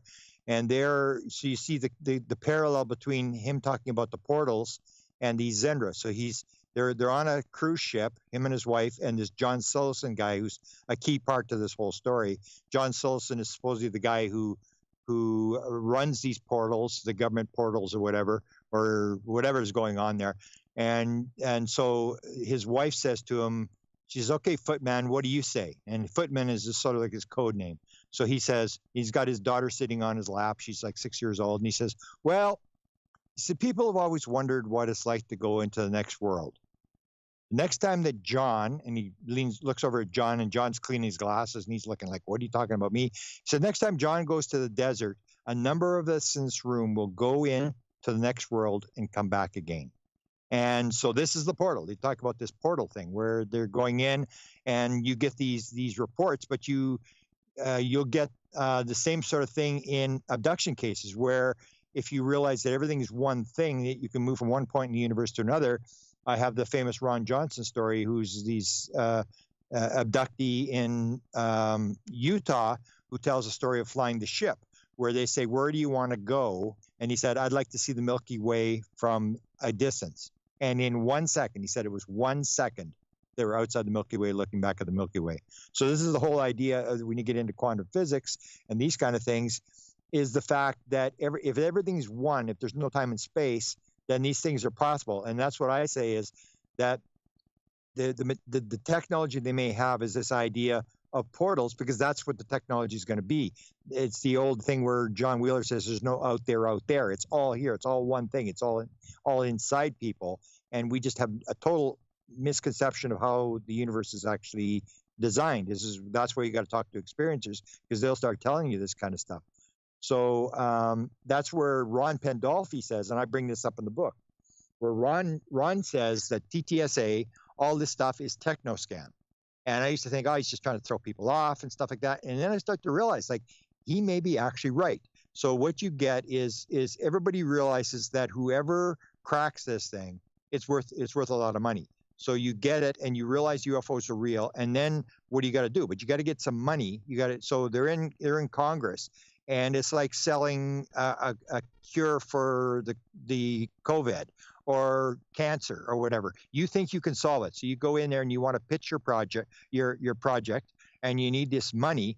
So they've got it. And the other thing I heard today was that the part of this thing with the app and all that sort of stuff is to gather all the material, all the UFO sightings, get it all into one thing with all this AI material, and then sell that to the government.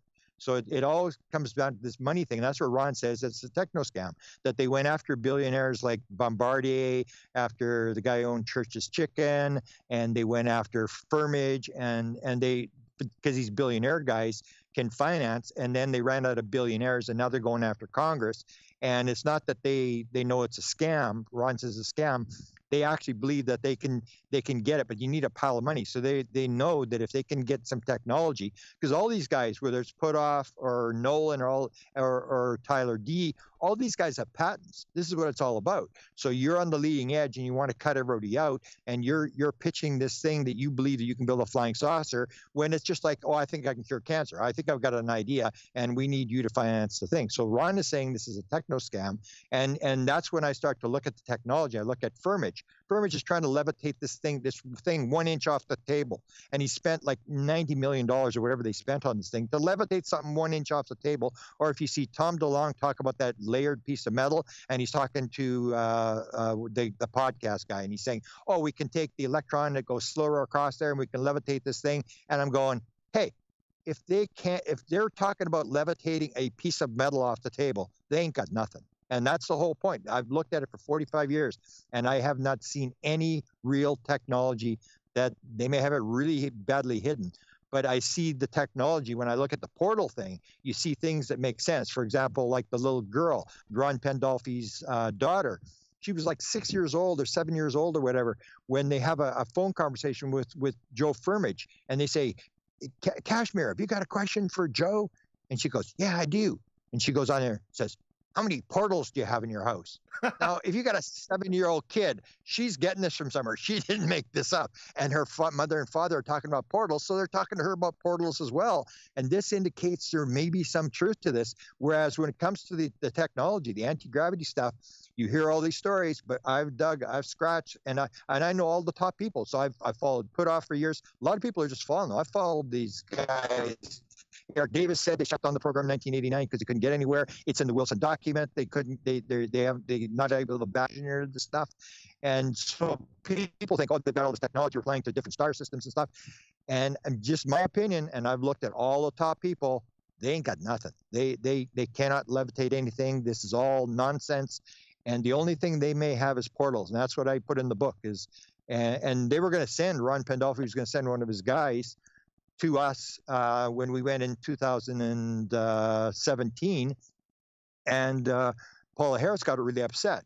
She said, "You're not going to bring your CIA people here," and but they were interested. They'd heard about the Zendra, and because they were working on this portal thing or investigating it, they wanted to see if they could come and see this Zendra thing that was going on, how the Zendra is compared to the portals. Because the portals are more like things in experiencers talk about. The wall melts and there's this hole opens up in the wall and the aliens come through the hole and stuff like that, those kind of portals. Whereas the Zendra is more like a mist comes off the ground and or it forms like a mist of sort of like a rainbow type thing where the people walk into it, and it's only about a 1/4 inch thick.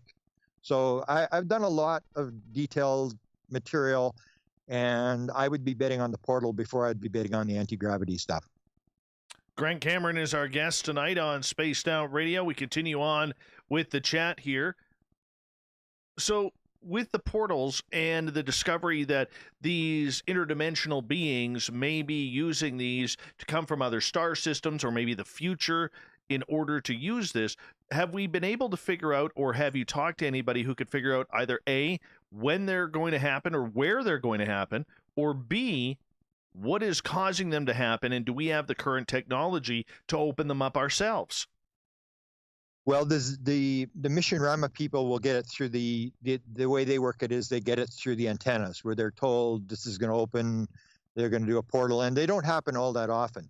As to the portal thing with the technology, I believe Ron Pandolfi's wife at one point said there was 2 of them and one was broken, and they have a podcast. I put the transcript of it, but we've actually got the actual audio where they're on a podcast about portals, and this John Sillison guy is on there, and they're in they call what they call actuators. So Dan Smith talks that they're off the coast of Georgia, St. Catharines Island, and he believes there's this actuator sitting on the table, and they're going to take it to New York City. He believes they're taking it to Trump, but I'm not sure that's true. But he said it was sitting on the table, and it looked like a little box with a button on it that was as big as the box, and he picked it up, and Ron says, if I was you, I'd put that back on the table. And then they're in Costa Rica, and John Sillison comes down there, and the story was that John got an actuator out of a portal that was there, and that these actuators do the portal. So there's that story. So you say, whatever. So they have this conversation. So this is Ron Pandolfi's wife is running this conversation on the internet, and John Sillison says, John, are you there? She says, I've always wondered about the actuators. Now you got to remember, this is his wife is saying, I'm always wondering about the actuators. Are they man-made things? And John goes, no. Or are they mystical type objects? And then she waits, and she says, oh, John, maybe you didn't hear us, whatever. And he said, I already answered your question.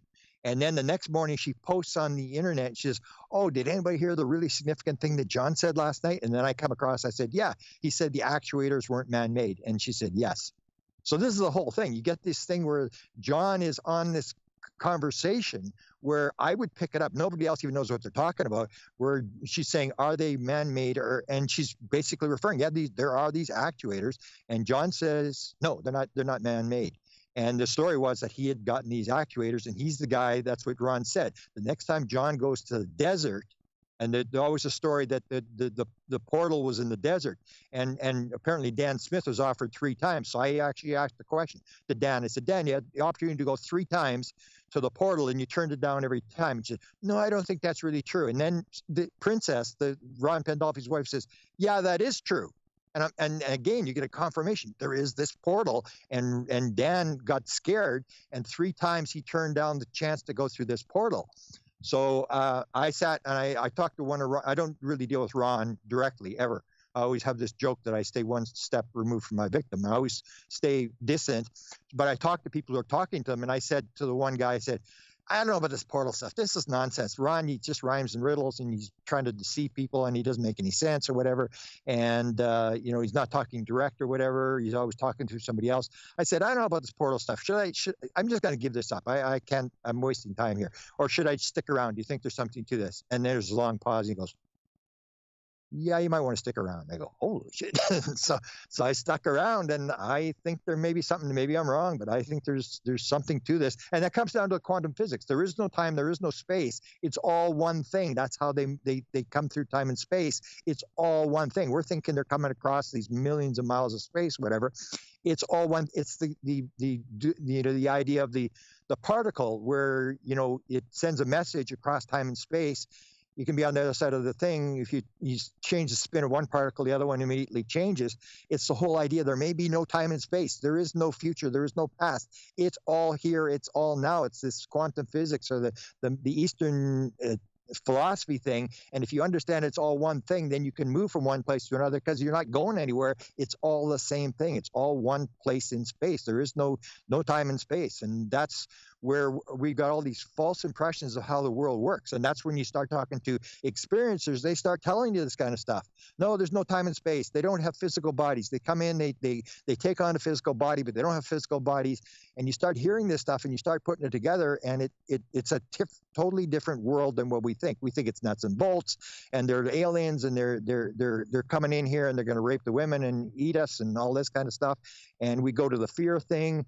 But when you talk to the experiences, you start getting this stuff that starts to match with the quantum physics thing that, that they just pop in from one place to another, and they're more interdimensional than they are extraterrestrial, and that we can do the same thing, but we just don't understand how the rules of the universe work.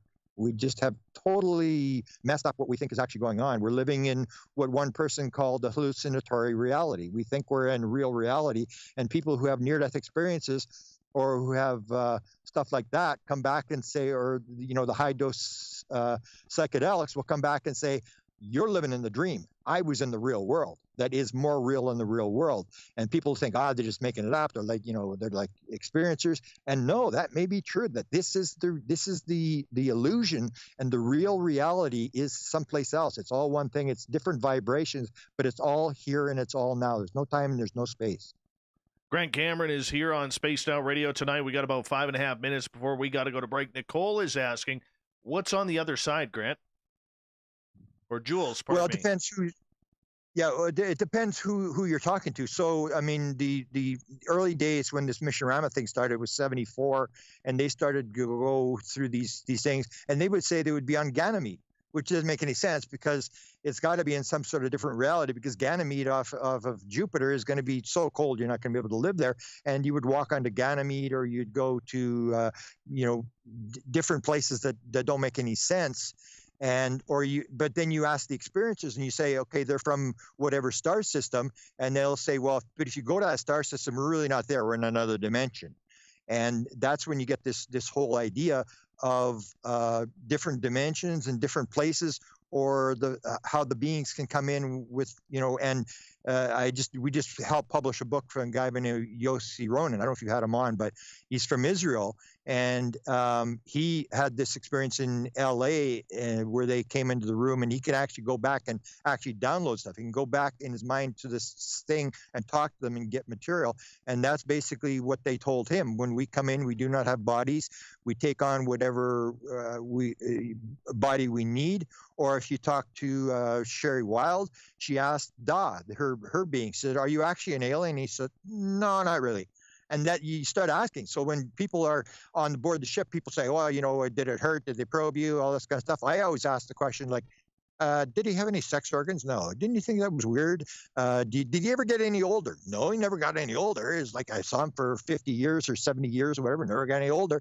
And I'm going like, don't you think that's kind of weird? Do you think that's, or ask them, did you, and I asked a number of them, did you ask him if he was an alien? And they say, yeah, we asked him. And he said, no, not really. Or you wouldn't understand or stuff like that. And we start to realize that we may have this all totally messed up of what we're actually dealing with. And Jacques Vallée went there years ago and said, this is total nonsense. Or with the Wilson leak, when everybody said, the abduction stuff, this thing was hoaxed because they're saying there's no abductions. This is total nonsense. Now there's an event, but I went back and we started looking at all the people who would have seen that document. So it was written by Eric Davis. It was sent to NIDS. So you look at the people on the NIDS board and you say, okay, what's their impression of abductions? And you go to Edgar Mitchell, no. Go to Kit Green, no abductions ever. Jacques Vallée, nonsense. And you start to realize not that there's not an event, but what is actually happening in an abduction event. Is it actually an event, or is it maybe a near-death experience? Because there is a correlation, and that Kathy Martin's doing that.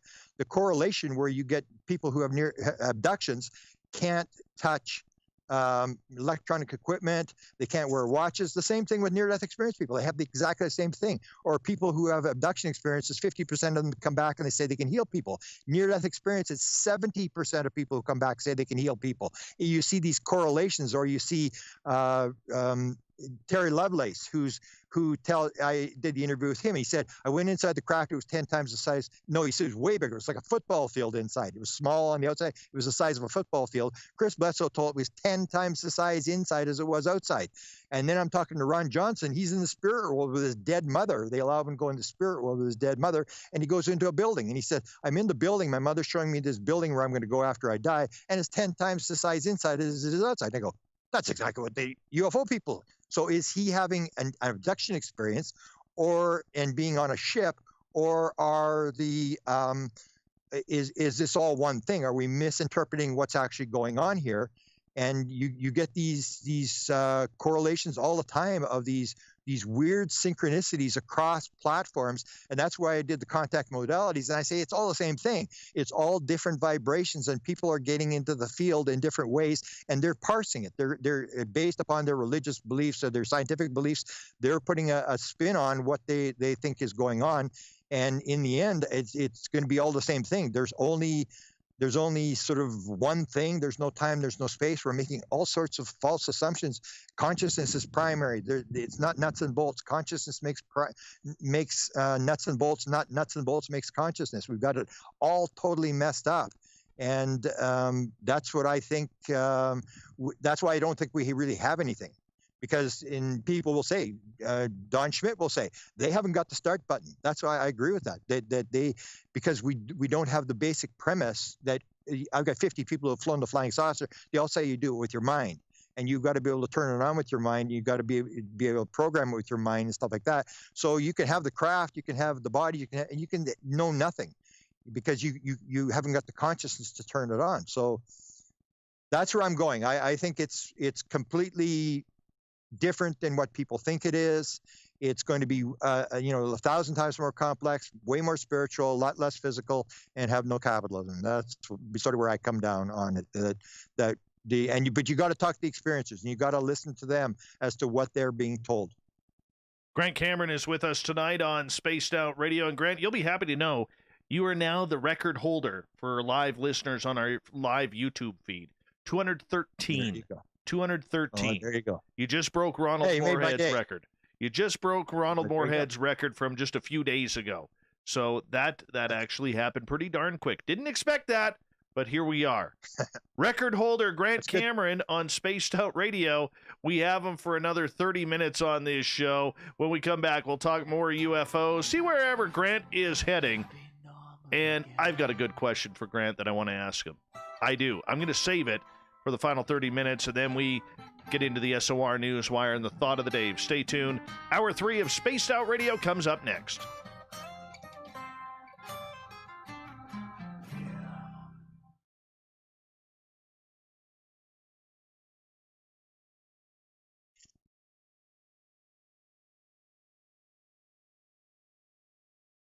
One second here, Grant.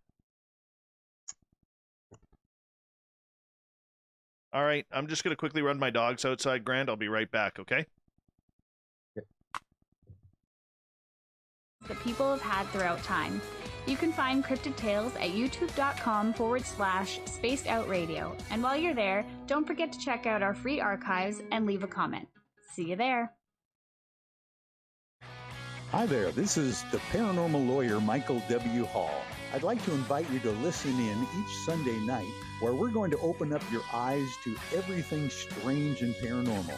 I will be hosting some great guests with topics that affect us all, such as UFOs, ghosts, and everything paranormal.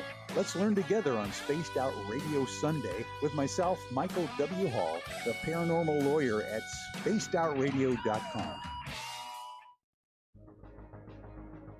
Hello everyone, this is Ryan Stacy from the Experiencer Support Association, otherwise known as TESSA. We're glad to team up with Spaced Out Radio to help investigate your experiences on the SOR Sightlines Report. Together, we'll investigate the strange sightings and occurrences you've had. We're looking for answers just like you. So fill out a Sightlines report on the Spaced Out Radio website and let's figure out what's going on together.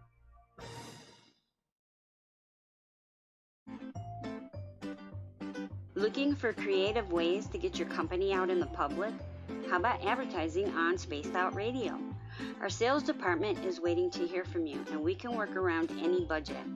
From commercial spots to banners to special promotions, there are many opportunities to get your name and product out to our SOR listeners.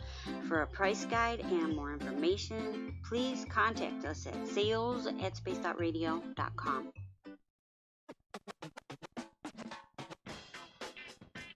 The SOR Vault is open for business, and do we have some cool swag for you to pick up? All you have to do is head over to our website and click on the SOR Vault. You have a variety of cool logos to choose from, and put them on anything you want. T-shirts, hoodies, hats, coffee mugs, you name it, we can get it to you. So do your shopping by supporting the store you love. Get your Spaced Out Radio swag at the SOR Vault today.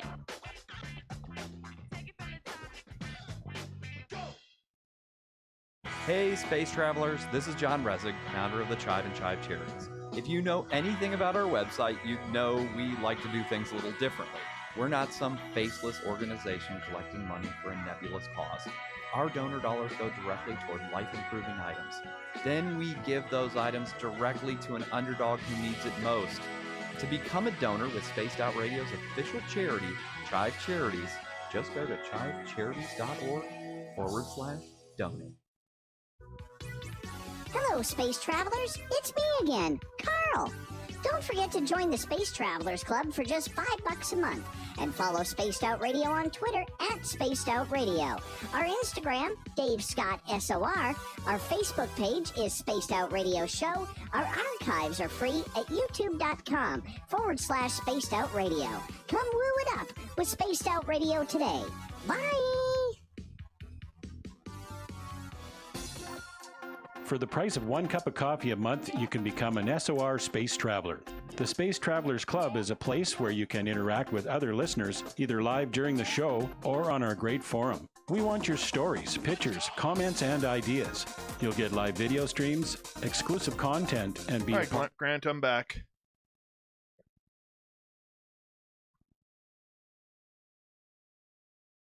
Are you there? Yep. Okay, I'm cool. outside. There's nothing flying around here. Nothing here either because it's cloudy. We're supposed to get snow tomorrow. Oh, wow. Yeah. That's it. Yeah, I'm not happy about that, but that means... Yeah, and you're going to get probably lots of it, not just a little bit. No, this one's supposed to melt pretty quick, but it's going to make a bunch of my firewood wet. Tried to get as much of it as possible done today, but... Do you have a furnace or you just burn firewood? Both. Oh, okay. But the firewood saves me a ton of money on heating costs. Yeah.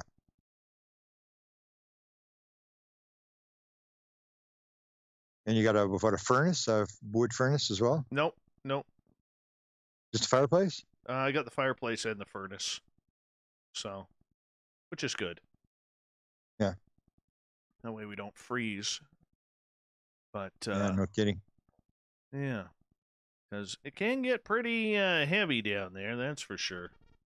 You know, well, you know what cold is. You're colder than I am. Yeah, I was surprised you get 30, 40 below, stuff like that. I thought Winnipeg was one place got it, but it hasn't been cold here. I think last year I was fighting with people. I don't think it went to 30 below here. Yeah, we had about a week of it. We had about a week of it. No, we're getting to be like the banana belt here. It's like global warming. We're gonna start growing bananas here. Yeah.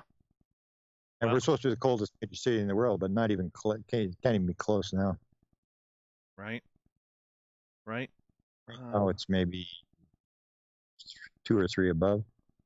Yeah. What is it here right now? It's pretty mild here. Right. What's the? Right now it's it's not bad. It's 2 Celsius, which is about 36 Fahrenheit. So it's not too bad. It's still shorts weather. I haven't put socks on yet. So. Oh, is that right? Oh, wow. Yeah.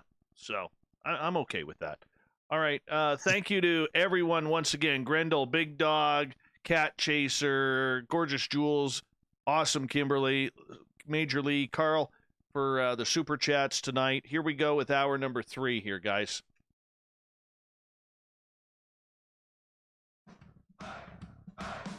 Would you like to connect with us? Head to spacedoutradio.com for all your latest show info. Now, back to Dave Scott and SOR. Here we go with the third and final hour of Spaced Out Radio tonight. I'm Dave Scott. Thank you so much for taking the time to join us tonight. Hi to everyone listening in on our terrestrial affiliates around North America and digitally on TalkStream Live and Revolution Radio. Remember, you can check out all of our archives for free by going to youtube.com/Spaced Out Radio. Just do old Davey the favor, hit that subscribe button. The Desert Clam has set the password for tonight in the SOR Space Travelers Club. Oh, Clam, I know you're going to make me butcher it. Edulcorate. Edulcorate? I don't know if I pronounced that right, but the Clam sets the password each and every night right here on Spaced Out Radio. Our website is spacedoutradio.com, where we have a plethora of features for you, including rocking out to Bumblefoot and reading up on Captain Shirk's SOR Newswire. Follow us on Twitter at Spaced Out Radio and on Instagram at Spaced Out Radio Show. For the final time tonight, we introduce Grant Cameron, and he is one of the top writers and researchers and authors when it comes to everything UFO, weird, and strange. His latest book that he has out is called The Portals and UFOs of Mount Shasta, one of his dozens of books that can be found on Amazon. Grant, welcome back. Thanks for having me back. Anytime. You know we love having you here. We'll probably have you here once again right before the end of the year to see what 2021 is going to bring for us. So mark your calendar in December, because I'm going to come on my knees crawling once again. Okay. Yeah, sure. I love it. You got a good show. It's like thank you. It's one of the long shows. It's like the coast to coast of Canada, where you can sit back for a couple of hours. And you got a lot of good guests on, so you're doing a good job. Thank you. Anytime I get to hear that from my mentor, I just kind of get a little sheepish and, want to hide. I do. That's true. I'll just take my microphone under my desk now. Anyways, Grant, one of the questions that I want to ask, and it's a little bit different, okay? But the one thing that I want to talk about is research. And usually when we have you on, you come in, you're very, methodical in what you want to say, and the knowledge that you have gained since the previous time you were on the show. Usually you have another book that's been pumped out and everything like that. But one thing that I appreciate about your research, and this is why I admire your work so much, is you're very diverse. And what I mean by that is that when you open a door in this strange and weird field, you always go to the end as far as you can go. Yet there are so many researchers out there, it doesn't matter whether it's UFOs, Bigfoot, Dogman, ghosts, whatever it may be, who have already made a prior opinion of what the phenomena is. And I think that closes a lot of doors that aren't being opened. And there's a lot of brilliant people in this field doing research that do that. Why do you keep so many doors open at the same time?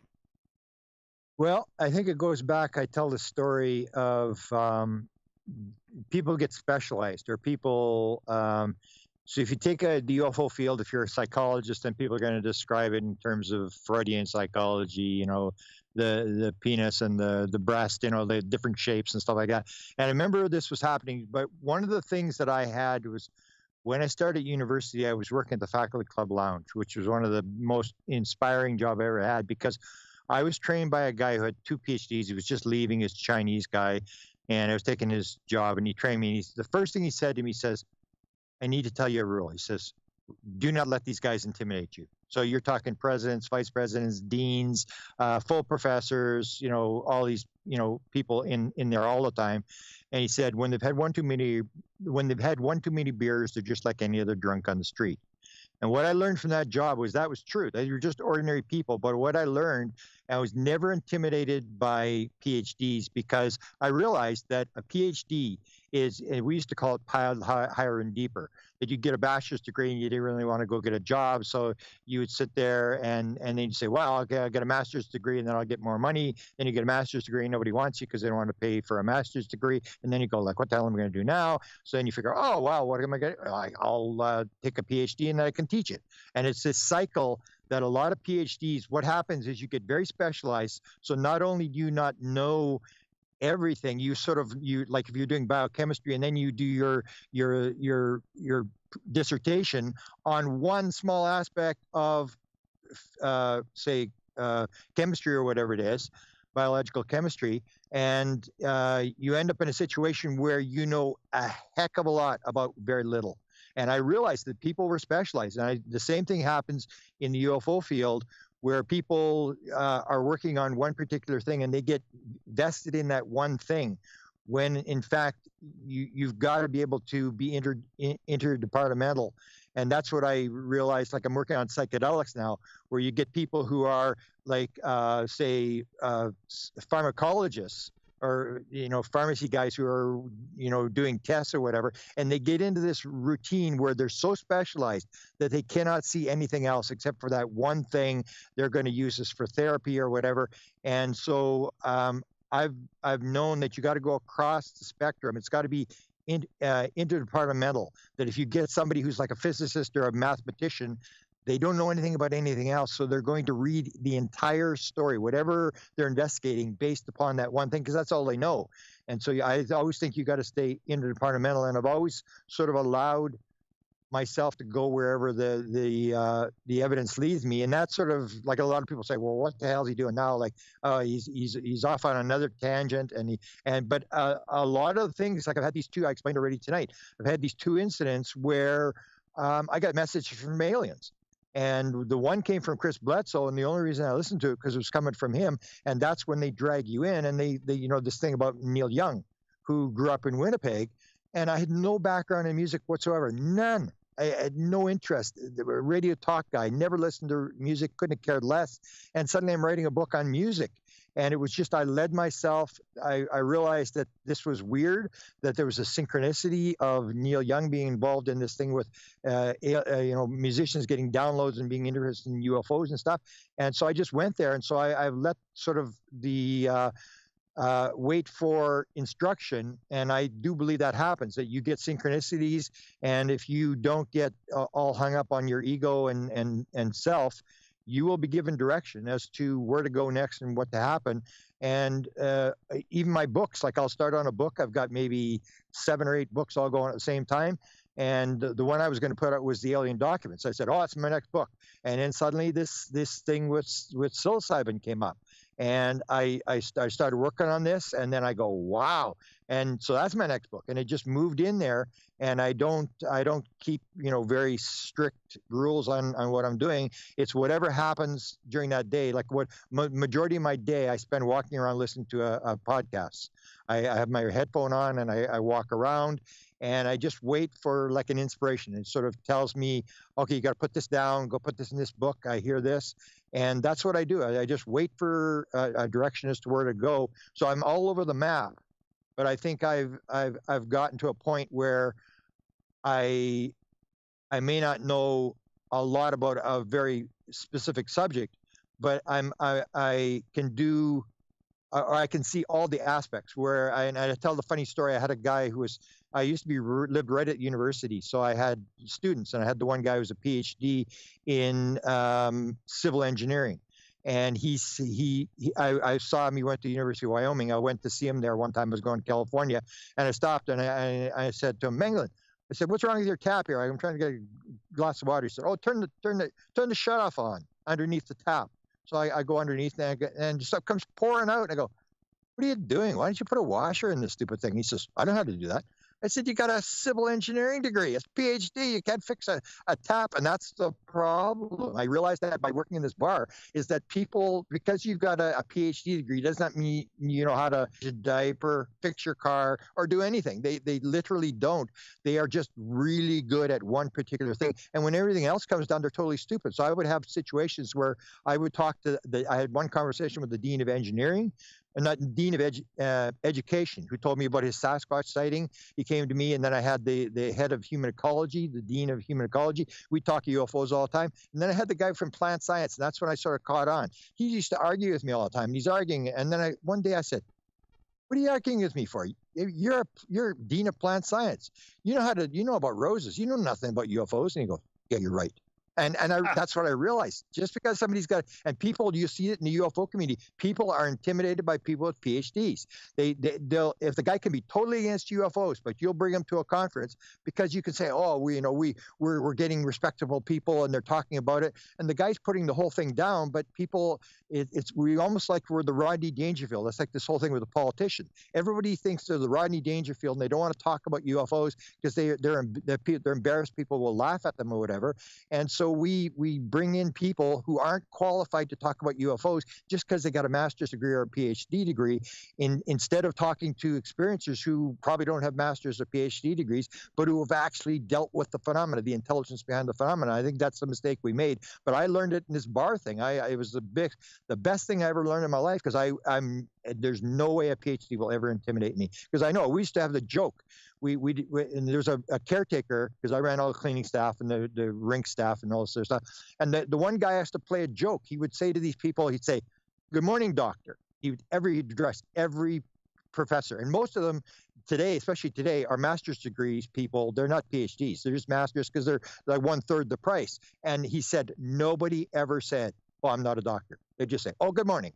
And the guy have a master's degree is just an instructor, and he would say good morning, and he would call everybody doctor, and that was the thing. Everybody wanted to be cool. Everybody wanted to be a doctor, but you got to be I think this is a thing where you've got to have an interdisciplinary attitude to what's going on, because you never know where it's going to fall. And if you get stuck in one little aspect of saying this is all mathematical, or it's all chemistry, it's all this, or it's all that, then you get stuck in the thing where you're not really listening anymore as to what's going on and what the evidence is. Couple questions coming from our audience here for you, Grant, as we only got about 10 minutes to go here. Joe is asking, yep. Grant, have you been back to the Stanton Friedman archives lately? Anything interesting? No, but I've and anybody wants, they can contact. I'm now giving people access to the files, so I've got them on a OneDrive, and I can actually give people, and I say to people, okay, here's access to the files. You can go through the files. If you see something interesting, let me know.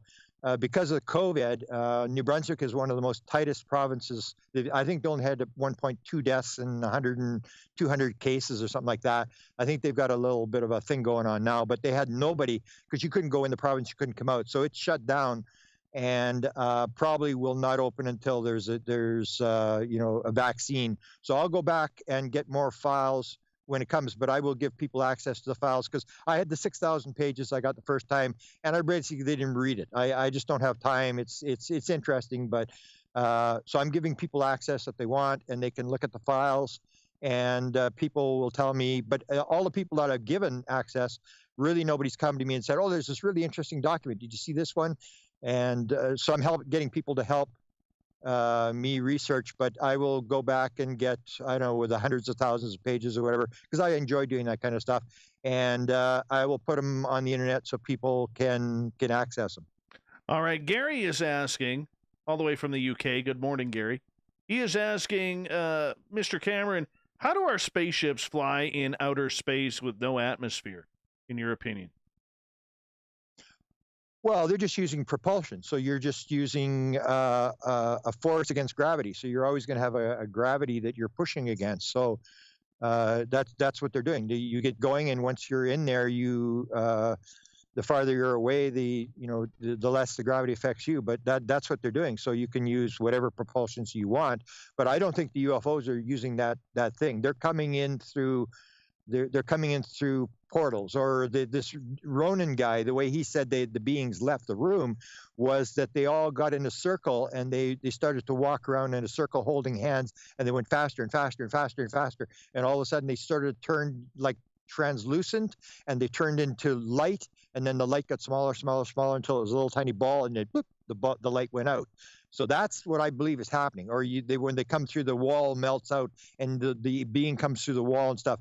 They're popping in and popping out. That's the word that Kit Green was using with Jim Penniston. They're popping in and they're popping out. They're not flying in here. They appear, and that's what you see. Chris Bledsoe, when he had his experience, he goes to the top of the hill when they're fishing, and he says there's just two objects in the sky, and then he said it was like a zipper opened the sky, and the third one came out. So they pop in, they pop out, and I don't think they're doing anything. That's the theory. Wow, the one I saw, and people will see them, they just sort of go, and they look like they go into a portal. They just sort of disappear, but they're not doing anything. They're not picking anybody up. They're not picking up beer or whatever. They're just sort of flying, and they want you to see them. They just appear in your field of vision, and they disappear, and they really don't seem to be doing anything. But they're coming in and they're coming out. They're not really, flying in the way people think they're flying in. At least I don't think they are. I think it's more of a popping in and popping out, that they can move from one place, almost like if they got a formula, they change the one part of the equation, which is the location, and they can basically move from one place to another just by changing the formula in however they're doing it. And they understand it's all one thing. That's my belief. It's all one thing. There's no the time and space thing is what's throwing us off. What do you think of Elon Musk's latest comment on Twitter saying, "I've seen no evidence of an advanced civilization visiting Earth. Fuzzy pics that are worse than a 7-Eleven security cam frame grab don't count"? Well, that happens in ufology. It happens everywhere, that people get stuck in, they make a statement. And you see this in this latest TTSA, the whole fight, is you make a statement and you make a comment, and then suddenly it looks like you're wrong, and nobody wants to back off. You're just going to go. And that's what I said. You can only do your own research. You can never convince anybody of anything. And I use the example of Stanton Friedman's files. He worked on it for 61 years. And a lot of his files are archives of his debates with people like Oberg and Menzel and Klass and all this sort of stuff. And he never convinced a single guy of anything. Everybody walked back farther into their corners. So he spent 61 years arguing with people, and he never convinced anybody. And nobody ever convinced him of anything. And that's what happens, is people get stuck in these ideas, and then because of ego, they never back off their idea. And you get people fighting about stuff like the TTSA films or whatever you want to talk about. People make a statement. They stand up too soon, make a statement. And then once somebody says you're wrong, admit you're wrong, nobody backs off. Everybody just digs in. So Musk is in a position where he's old school, and you're never going to convince these guys. You would have thought that with the New York Times article, all the skeptics would have said, okay, you've got us. Randy would have given over the $1 million prize. Nothing. Nobody's changed anything. None of the skeptics have moved off their position. No, I understand that. But, I mean, this is a guy who has also a lot to lose if this technology were to come out. Yeah, but he's protecting his own technology. That's the whole thing. So it's that's what I said. It all comes down to money. So if you're, it's the same as the Bigelow tells a story about rockets, that he's buying his rockets from the Russians. And they say, well, why would you buy your rockets from the Russians? Because the Americans shut down all the nuclear missiles and stuff. And he said, well, you don't realize how this works. You don't bring new rockets in, or you don't bring old reused rockets in. And he said, well, what do they do with the rockets that the Americans have? He said, take the bulldozers and drive over them. Because if you're the rocket industry, you're not going to allow secondhand rockets on there because you're not going to sell any rockets. So everybody's protecting their little vested interest, and everybody's, even if you know it's wrong, you're not there to do the right thing. You're there to make money for the stockholders. And so everybody's in their own little thing, and you're protecting your little niche. And his niche is like putting things on Mars with ordinary technology, and he's protecting his vested interest in the technology he's got. Same as Bigelow is building he's back to, doing rocket stuff because there's no money in UFOs. He went there, he got cured with, the curiosity he has, and now he's back to making money. That's what it's always about. And so whatever your little industry is, you're going to protect it, even though you're wrong, because you're there to, make money.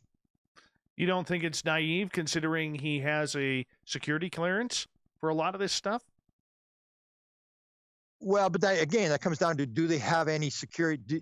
Does anybody with a security clearance have anything? The one book I was going to do, the Alien Document book, which is eventually going to come out, where I talk about John Alexander putting these 20 guys with top secret SCI clearances that the Russians had dropped, according to Valet, had dropped a rumor that they had crashed flying saucer material, and they didn't know what to do with it. They dropped that rumor in Washington, and of course everybody scrambled to get on the bandwagon with, what are we going to do? And all the people assembled, and John had 20 people with top secret SCI clearances, and I've got the notes. I've got Oak Shannon's notes from that thing, and they knew nothing.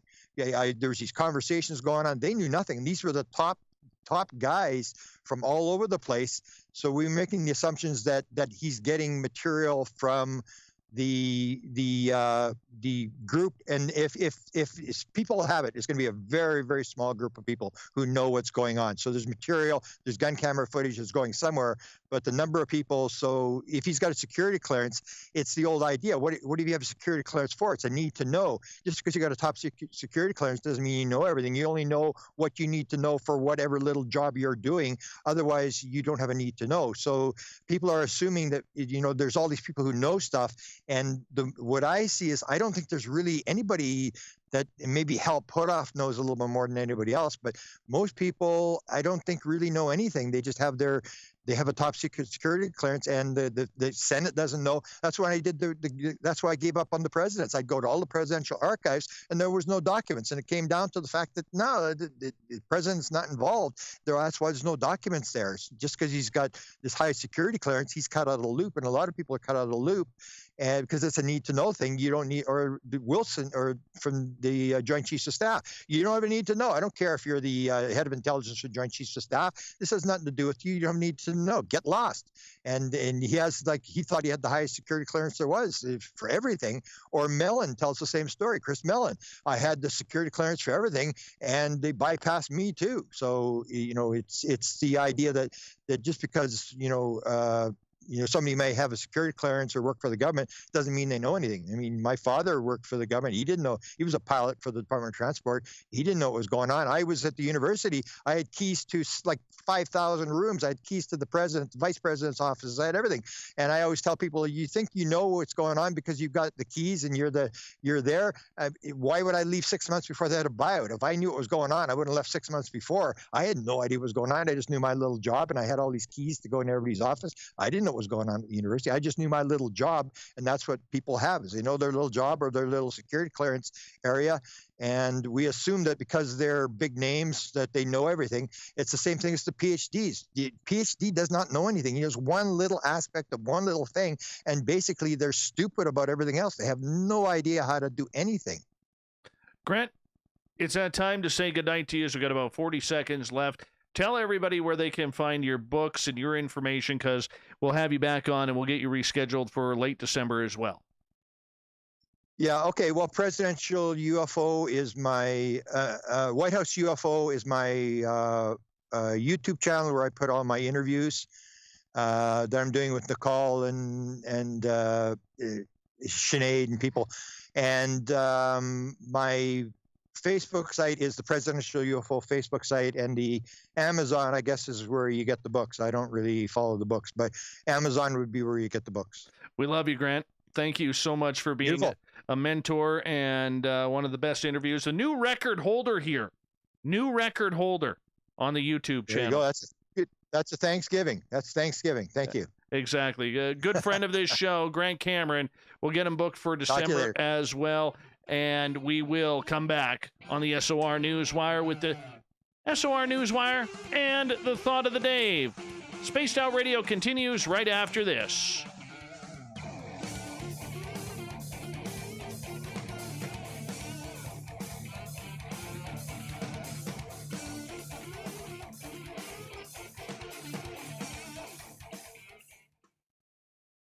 Grant Cameron, everybody.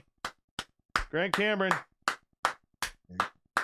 Grant, thank you so much, man. Okay. Thank you so much. We'll talk again next month or December, whenever it is. Okay, let me know. I will, buddy. Take care. Good night. Okay, bye. Love him. Absolutely love him.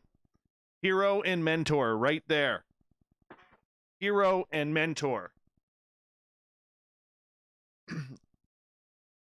Hey, Rich Hilke, how you doing? Nick, how you doing?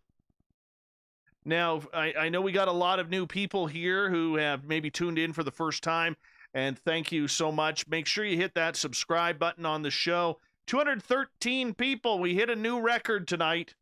We're at 113 likes. Appreciate each and every one of you for coming on in and hanging out with us. And I hope we did enough to warrant you hitting that red button for subscribe. Let's do that, if you don't mind. We got another 30 minutes of the show. We got some weird news coming up. Weird news. Yes. My head is killing me. Oh, I need a haircut. Look at this mop right now. It is nicely shampooed and conditioned. I will say that. Oh, but I'm carrying too much hair. My head is like starting to hurt. There we go. That feels a little better. Excuse me. Later, Game Vet. Thanks for coming on in. Do.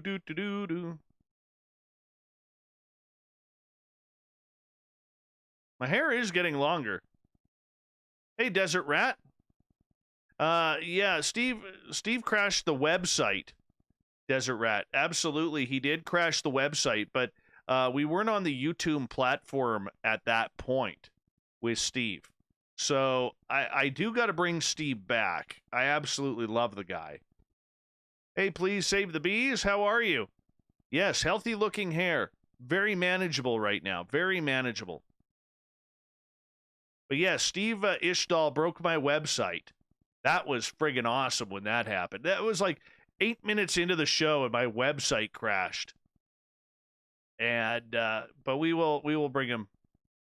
Okay, so I'm trying to go to one of his website links from his Facebook page, and Facebook sends up a warning saying the site violates Facebook. I've had that happen as well. Grant Cameron is being tracked on Facebook. Totally. All right. What else we got here? Oh, let's see here. Oh, yes.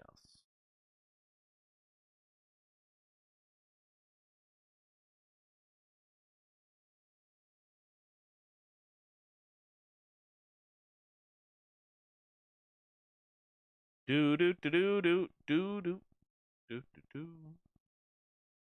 All right. Where are we? Close that out.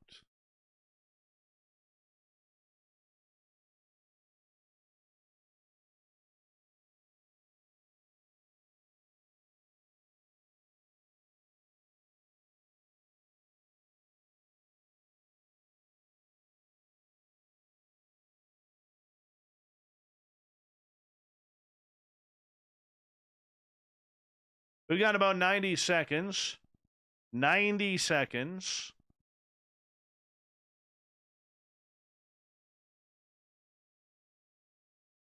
I'm going to try and sneak in a haircut tomorrow. I'm not going to touch the length because I'm growing this out.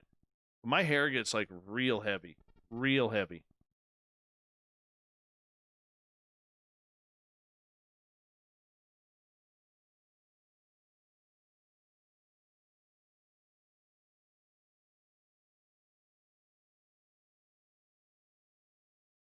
Hey, newcomers to our chat room. I hope you're having a fun time and hope you come back and join the rest of the crowd here again, because we are here every Monday through Friday on Spaced Out Radio.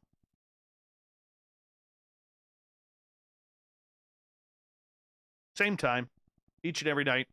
We're always scheduled. We're always here. I don't take sick days. Oh, Dale, you haven't cut your hair since 99? I need a picture of that, man. I need a picture of that high-quality mane. You could be competing with Joe in California. Thanks, D. Appreciate that. All right, final commercial here, everyone.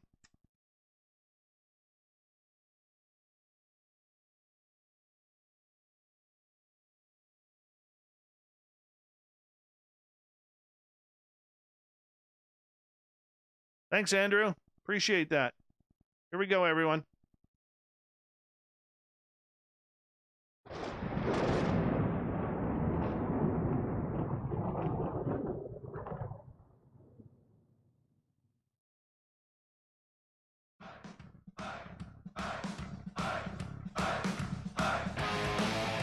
We've rounded third. We're heading for home tonight on Spaced Out Radio. Somehow I think we'll make it in safe.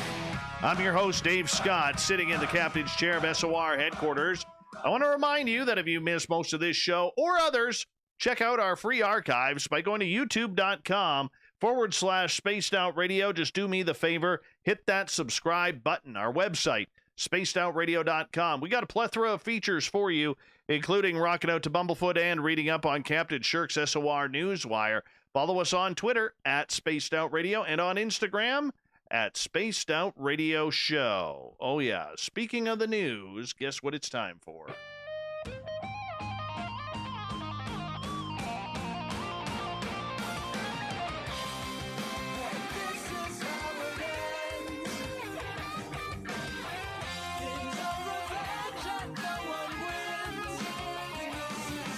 The news is always changing, which is why we bring you the SOR Newswire at the back end of every show, where we get to the weird, the strange, the wacky, and lots of UFO news. I'm kind of surprised by this. You don't have to be an alien truther to be curious about recent UAP events. The United States Navy recently admitted, indeed, strange behaving objects caught on video by jet pilots over the years are genuine. Yeah, they are eyewitness accounts, not only from pilots, but radar operators and technicians, too. And recently observed UAPs purportedly have accelerations that range from almost 100 Gs to thousands of Gs, far higher than any human pilot could survive. There's no visible air disturbance. They don't produce sonic booms. And these other oddities have been capturing the attention of, I told you so, they're here from UFO believers. But there's also a rising call for this phenomena to be studied scientifically, even using satellites to be on the lookout for possible UAP events. Philip Alaris is a project controller at the European Space Agency's Space Research and Technology Center in the Netherlands. He's also the primary force behind the Unidentified Aerospace Phenomena Observation Reporting Scheme, a project to facilitate and collect all UAP reports from both amateur and professional astronomers. There's a need for scientific study of UAPs and a requirement to assemble reliable evidence, something that could not be so easily ignored by science. It is necessary to bring scientists objective and high-quality data, Alaris said. No one knows where and when a UAP can potentially appear, hence the difficulty of scientific research in this domain. Maybe we need to get this guy on, Corrance, the booking guy. Recently, we have seen rapid advances in information and communication technologies. For example, open tools and software, cloud computing, and artificial intelligence with machine and deep learning, Alaris said. These tools offer scientists new possibilities to collect, store, manipulate, and transmit data. Alaris points out to another potential tool. The location over our heads of satellites is the perfect chance to potentially detect something. No kidding. Thanks for the observation. Working in the Space Center, it occurred to Alaris that Earth observation civilian satellites could be used to search for UAPs. One avenue is tapping into free-of-charge imagery collected by the European Union's Copernicus satellites, an Earth-observing program coordinated and managed by the European Commission in partnership with ESA. Also, there are more and more Earth-scanning spacecraft being launched to take the pulse of our globe. Such work is no longer limited to major countries or powers. Private actors have also entered the plane viewing scene. This evolution will stimulate forward thinking of ideas across different domains, including controversial topics like UFO research.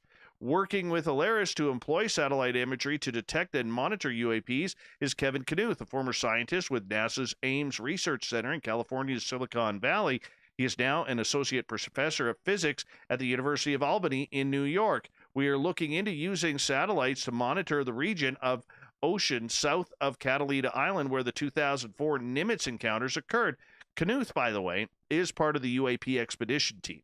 We do have to say that. The UAPX team includes military veterans and physicists, as well as research scientists and trained observers that will use specialized gear to observe what could be UFOs. We are hoping to detect UAPs, determine their characteristics, flight patterns, and any patterns in activity that will allow us to study them more effectively. These guys need to really, really deal with Science Bob and this Skyhub crew. That's my opinion. Come on, sweet Stevie, get a hold of these guys. Anyways, in August, they helped organize a NASA-sponsored interdisciplinary workshop called Technoclimes 2020 that sought out to prioritize and guide future theoretical and observational studies of non-radio technosignatures, that is, observational manifestations of technology, particularly those detected through astronomical or other means. Yes, they are looking for UFOs, in other words. So where is this all going? Well, guess what? We don't know. We don't know. Ravi Koparkapu literally says, I know I butchered his name, Koparapu. There it is.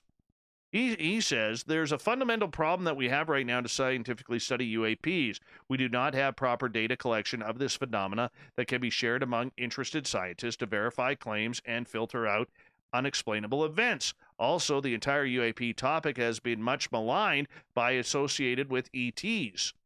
Well, who the hell is flying the damn things? You got to have aliens to fly these UFOs. Let's get out of the UAP BS. Let's get back to UFOs. Anyways, Koparapu, he's a pretty smart guy. He says, I think people immediately think about aliens when they hear UFOs, UAPs, and I want scientists to not fall for that. Why not? There is a possibility. There's a possibility. Oh, then he says, being strictly agnostic and don't let preconceived ideas cloud judgments. Have an open mind. You can't say be strictly agnostic and don't let preconceived ideas cloud judgments and then say have an open mind. This guy's talking out of both sides of his mouth. Okay? Consider this a science problem. If it turns out to be mundane, so be it. Dude, think about it. If it's not from this planet, something or someone has to be flying it. If so, from where? Why are we continuing to go down this road? If it's aliens, it's aliens. Sure, you could try and separate with all the scientific data you want. All right? But if you got aliens, you got aliens. Just the way it is. Just the way it is. All right, let's move on to my good buddy, Harry Reid. The former Senate Majority Leader says the U.S. government has been hiding key details about UFO encounters from the public for years. Reid made the claim in the newly released documentary The Phenomena, directed by James Fox, which examines the history of UFO sightings in the U.S. from the 1940s all the way up to this spring's revelation regarding a Department of Defense probe into unexplained military sightings. Why the federal government all these years has covered up, put the brakes on, and everything stopped it, I think is very bad for our country, Reid says in the film. No kidding, Harry. Where were you publicly talking about this topic when you were in government? You were quiet. You may have been talking behind the scenes, brother, okay? But you were not talking to the media. You were not bringing this topic out. You're talking out of both sides of your mouth because you don't have your seat anymore, and you're trying to remain relevant. Why the federal government is doing this? Hey, Harry, you're one of them. You were one of them. Why are you doing this? When asked if he's saying that there's still some evidence that hasn't been publicly disclosed, Reid replies, I'm saying most of it hasn't seen the light of day. What is it, Harry? What are you hiding? What do you know? You were there. You were the one pushing people behind the scenes, allegedly.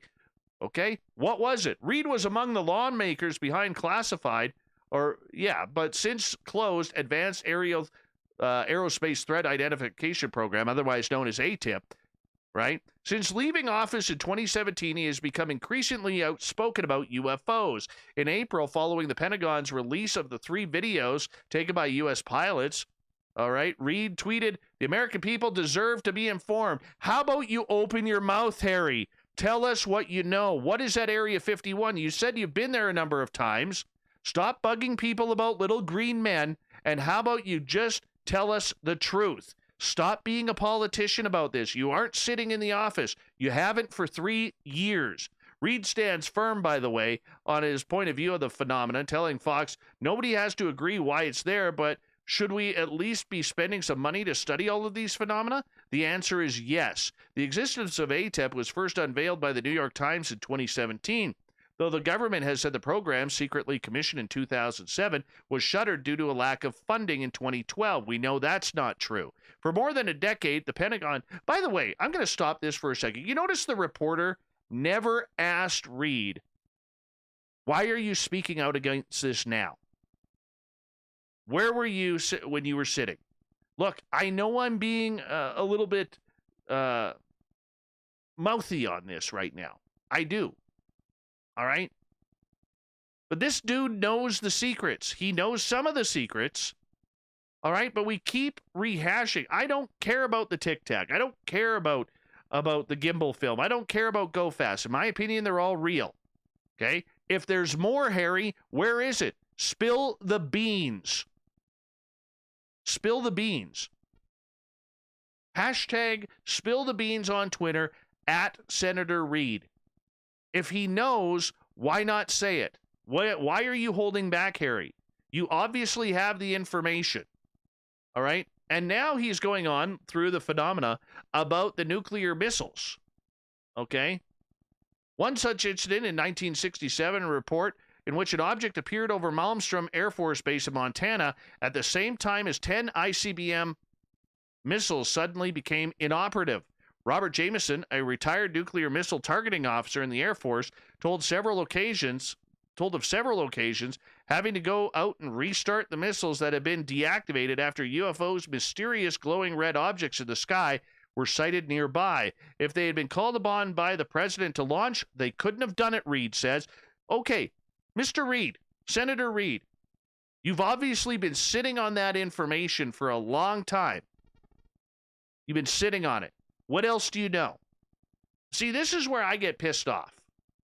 Okay? This guy's now trying to become, oh, well, we need to disclose. The government needs to disclose. It's hypocritical. Okay? Look, I love what he's doing. I do. I love what he's doing. But stop being hypocritical. Okay? Stop being hypocritical. Speaking of Elon Musk, as I was just talking to Grant Cameron earlier, the truth is out there, and Elon is sure it has nothing to do with aliens. Of course it doesn't, because we're all downplaying aliens now. Come on, Elon.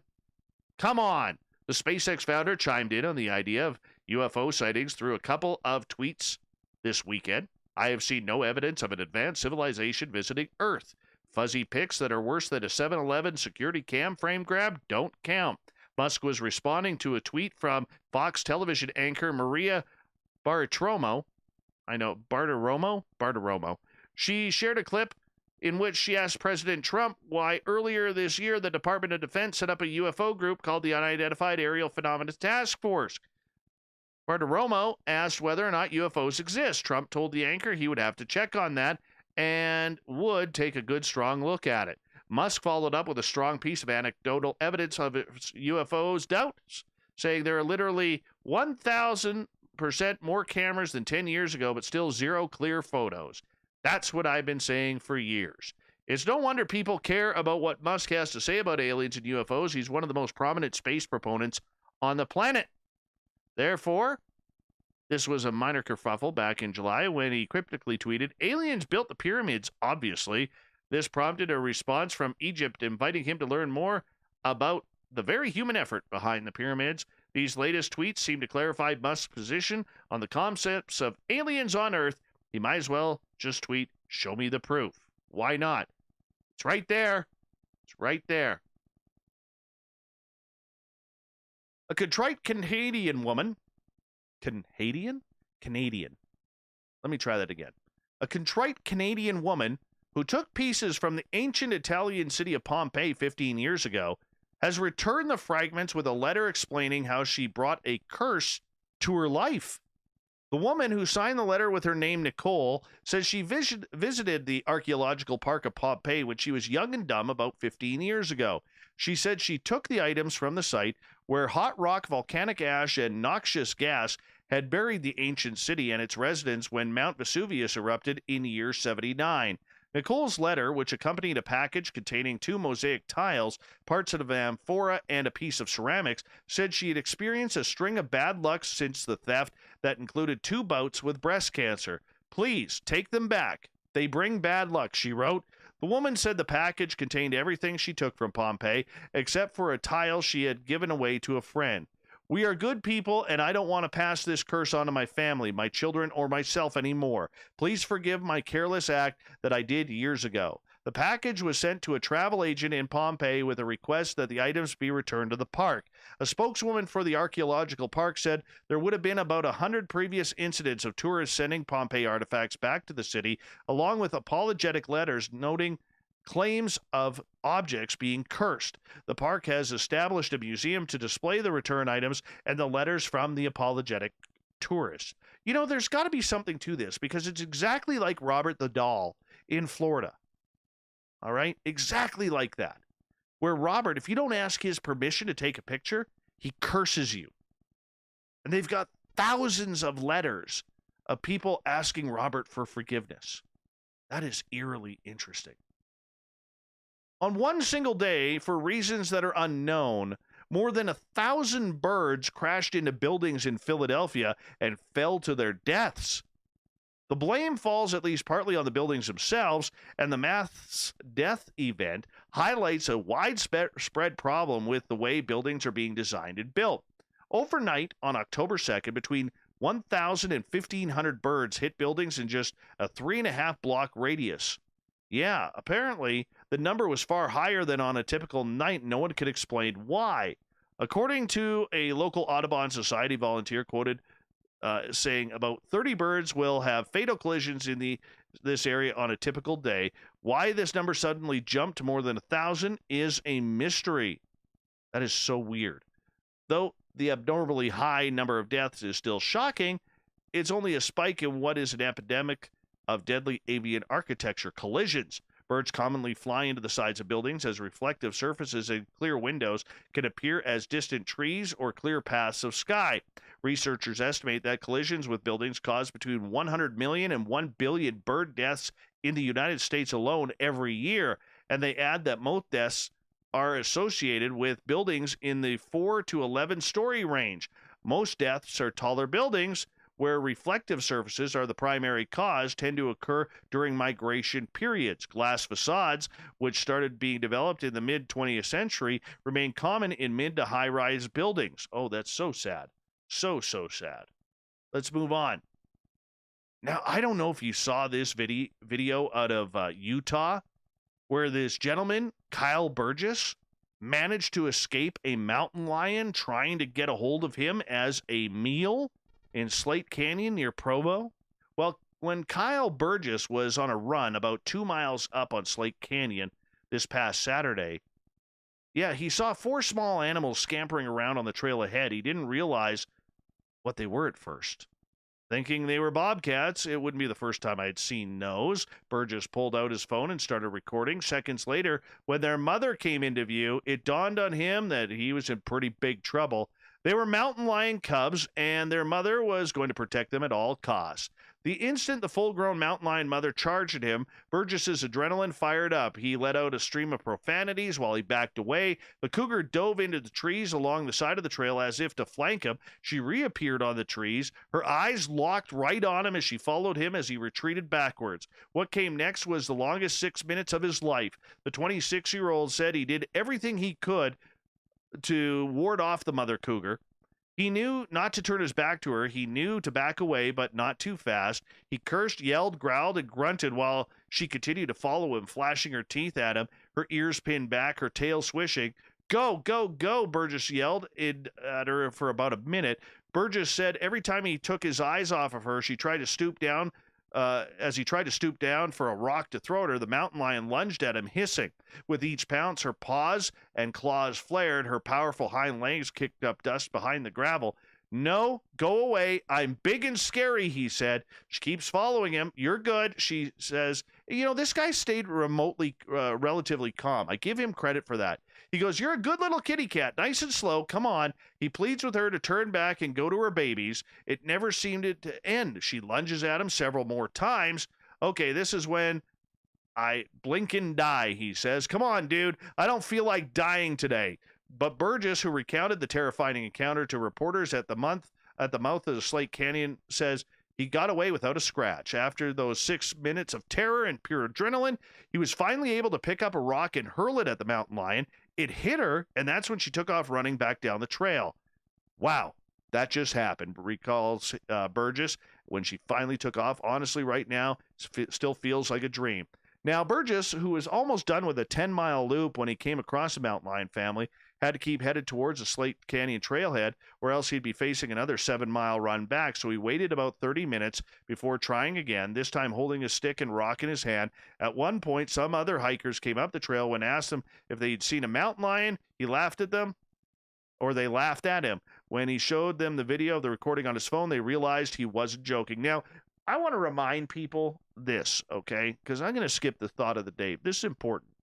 There's a couple things that he did wrong here. Number one, never go into the forest alone if there's cat activity, especially at this time of year, or bear activity, migration activity. All right? These animals are hungry. You are in their territory. And if you're going in, okay, go in armed with something. All right? Whether you have a gun, whether you have pepper spray, bear spray, whatever you want to call it, be prepared. All right? Be prepared. This guy was not prepared outside of his cell phone. He could be a dead man right now, but he's not. Thank goodness. This could have been much more tragic than what it was. Thank you to everybody participating today in the news and in our chat rooms. We didn't do a thought of the day today. Real simple reason why. I forgot to post it on Facebook, and I posted it too late on Twitter. So that is my bad. We will do it all again tomorrow. Thank you to Captain Shirk for the wonderful news, and you can find all of our news at spacedoutradio.com. And to my mentor and idol in the UFO field, Grant Cameron, for being a guest on this show. We will definitely be bringing Grant back in December for a year in review and the year to come. We got Mr. Ron Bumblefoot Thal rocking in the background with Little Brother Is Watching. Bumblefoot is the official music of Spaced Out Radio, rocking us in and out of every single show. Get your horns up for the guitar god himself. Special thanks to everybody listening in at work, at home, in your cars, wherever you may be. Thank you to everybody participating in our chat rooms on Spreaker, YouTube, LGAB, Revolution Radio, Facebook, the Space Travelers Club at our website, and to all the Snarkers and Snarkats having a good run on Twitter at hashtag Spaced Out Radio. All of you were absolutely amazing tonight.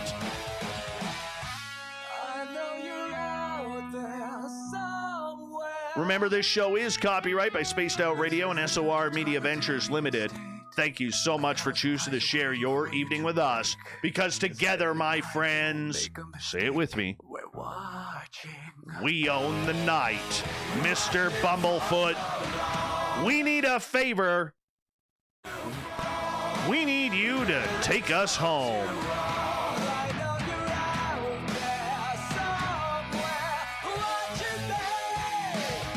Yes, the Woo train has docked for the night. But tomorrow, my friends, we shall ride again. Your seats are always available.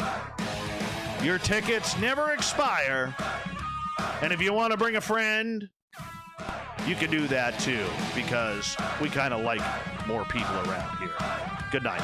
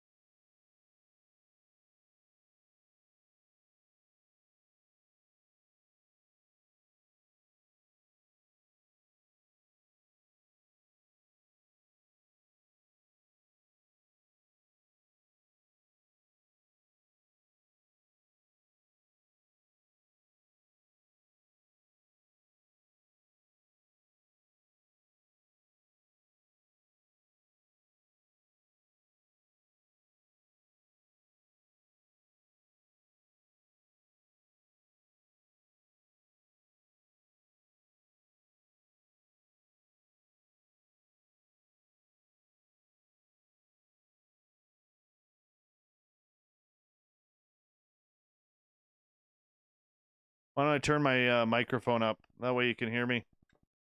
I don't know why the audio cut out there for a couple of seconds.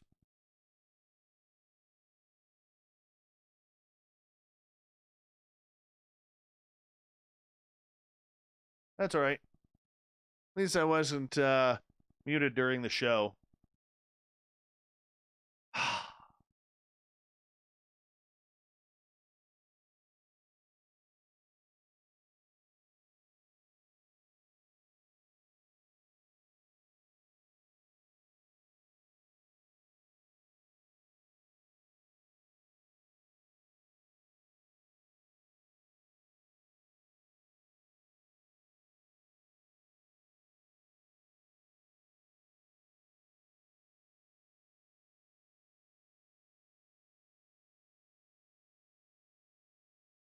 All right, you guys hold on. I'm going to quickly... No, it's not. What's the temperature here now? Let me check. Right now, it is 37 Fahrenheit, 3 degrees. I can tell it went up 1 degree. I'll be right back.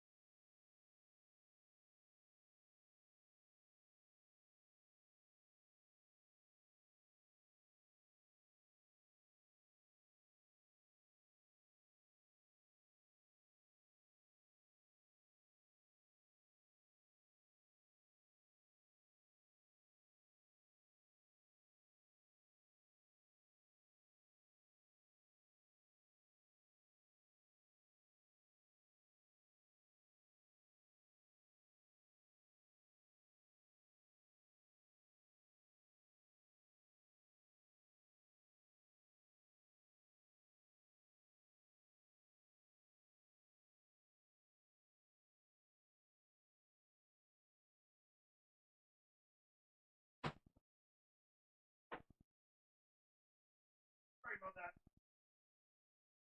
Those over there. Oh. All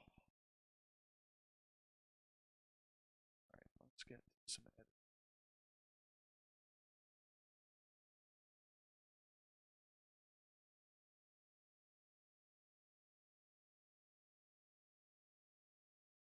Actually, nice out. Really nice out.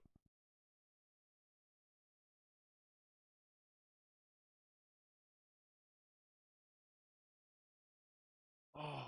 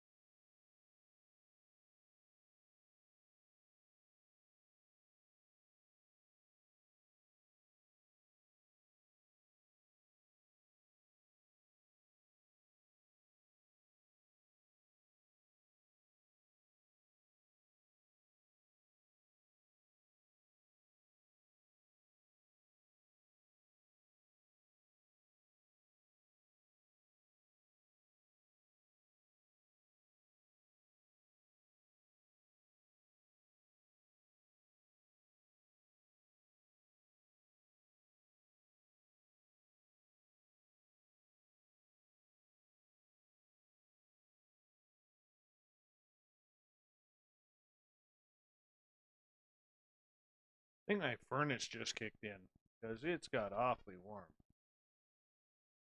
Awfully warm.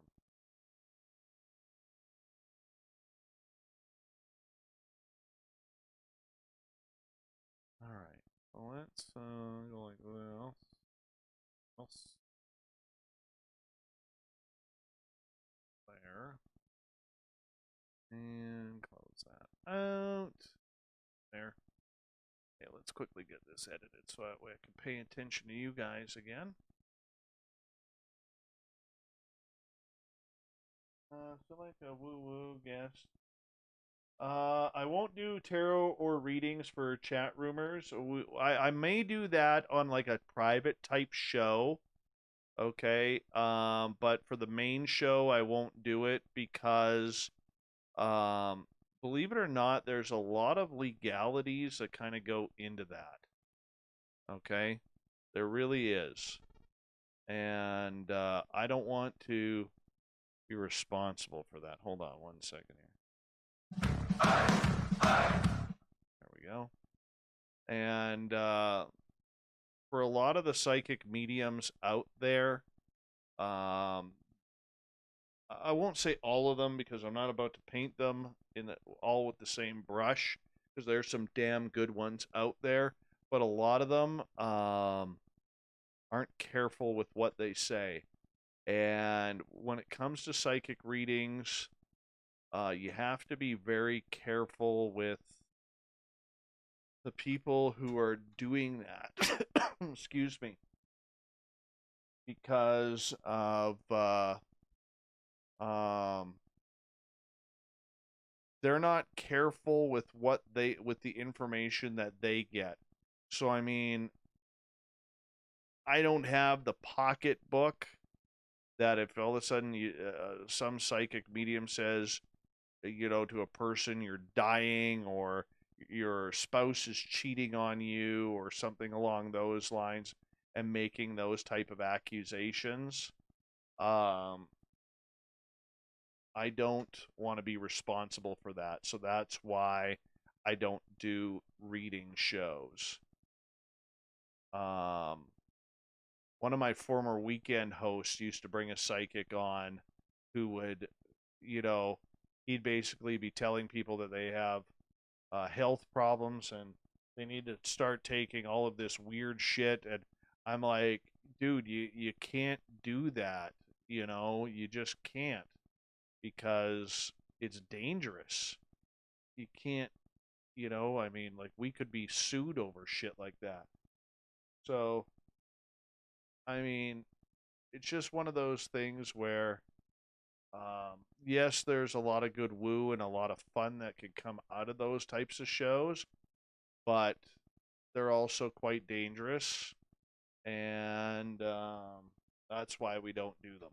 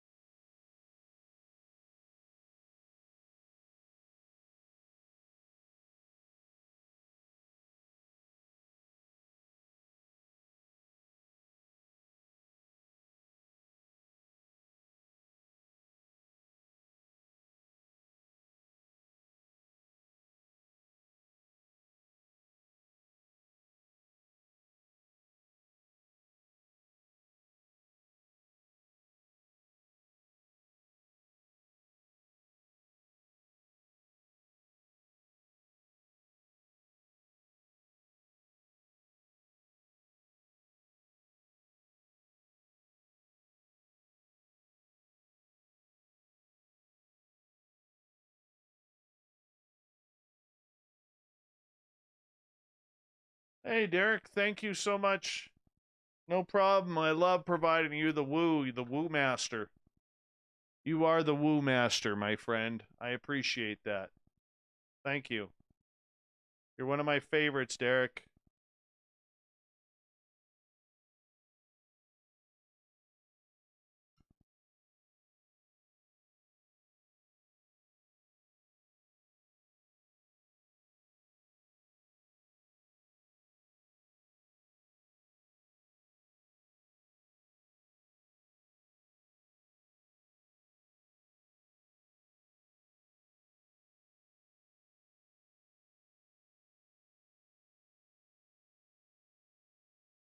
Weird, those two little audio cuts. That was strange. So, 6. Don't know what kind of caused that, but we'll figure it out. We always.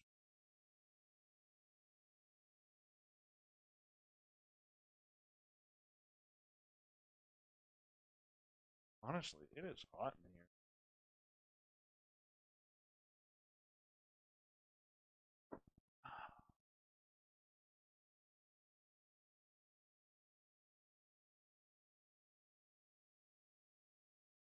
You are the woo master. Hey, Lots, how you doing?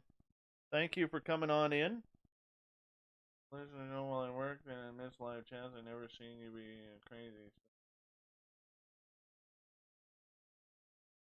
Yeah, well, we try and make sure that Corin's the booking guy stays in control and in contention, because Lord knows his beautiful mustache every now and again would love to go off. We have a loose wrench, not a tight wrench.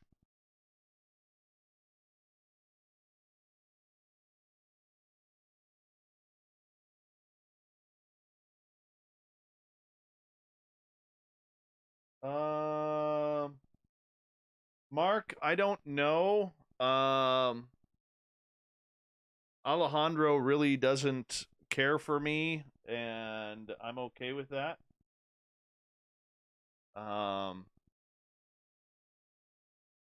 We had him scheduled to come on the show, and then he was like, apparently Dave has been saying some shit about me, and which I have. And I'll be honest with you, it's nothing too outrageous. I don't talk bad about the guy personally or anything like that. I questioned how does he How does he give Jeremy Corbell Researcher of the Year last year at the International UFO Conference, when all Jeremy did was take all of George Knapp's work and put it into the Bob Lazar movie? And then I mentioned that he's he's one of these guys who calls himself a journalist, and he's never been a journalist. He's an incredible UFO guy. He's a blogger. He's a real estate guy. He's a businessman, very successful one, but he's not a journalist. So apparently he didn't like what I had to say for pointing out truth.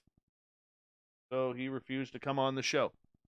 Oh, well, he could have hammered me on my own show. That's okay. I mean, that's okay. I'm okay with that. Right? I'm okay with that. Hey, Stone Hobbit, how are you? If a guest doesn't like something that I've said, ask me on the air.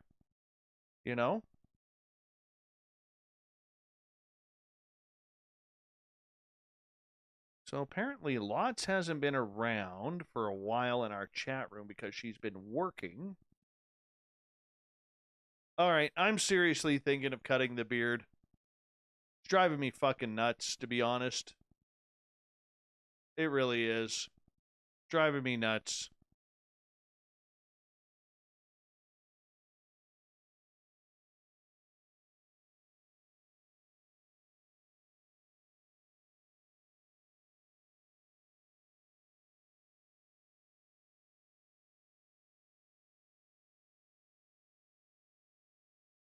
Yeah. I mean, Alejandro is a very good businessman. All right. He's a very good businessman. He has some of the best conferences going in this field. Okay. I just have grave concern for people who self-title themselves. I do. And I think it's dangerous to the field. Why can't we just be honest with who we are? I have no problem telling people when they, I've been on interviews where people will say Dave's a researcher, and I'll correct them and I'll say, no, I'm not a researcher. I'm not. But when it comes to journalists, everybody wants to be a journalist and have that title. Okay, Lots loves the beard and the hair.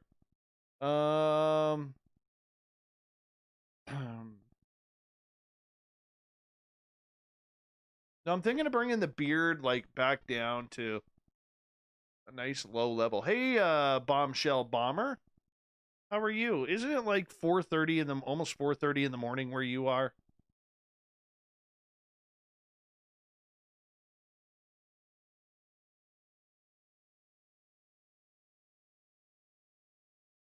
Well, yeah. See, that's my dilemma, Derek. It's starting to get cold here, and believe it or not, the beard is actually quite warm during the winter and saves me. I think what I'm going to do is I'm going to try and sneak out for a haircut tomorrow when I'm at my daytime job, and then try and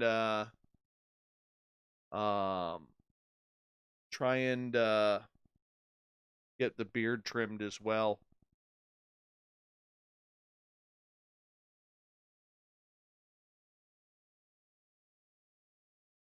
8:20 a.m. where you are. So, Lots, you're in the UK somewhere, I believe.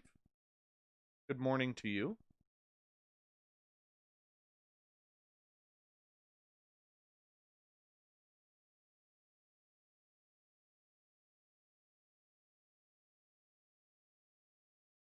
Look, Mark, anybody can get an article published, okay? But when you call yourself a journalist, okay, show me your background. What beat did you work? All right? If you're going to take the title, what beat did you work? Which broadcasting forum did you work for? What newspaper did you write for? Anybody, it's like, okay, Chris Mellon has written a couple of commentaries, columns in, I believe, the Washington Post, okay? That doesn't make him a journalist because he's written a couple of editorial pieces. They're op-eds. Anybody can write an op-ed. Okay? Anybody. But show me what made you a journalist. Now, Alejandro gets some great stuff. He's very connected. He talks to a lot of people. All right? He does.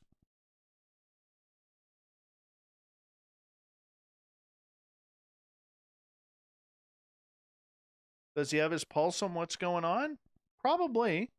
I would even say more so than I do. Right? Because he has time. And, but I mean, at some point, you know, the only thing I ask for is accountability. And I don't think that's too much to ask. And if he wants to hate me for it because I've been vocal about him and a couple of other things,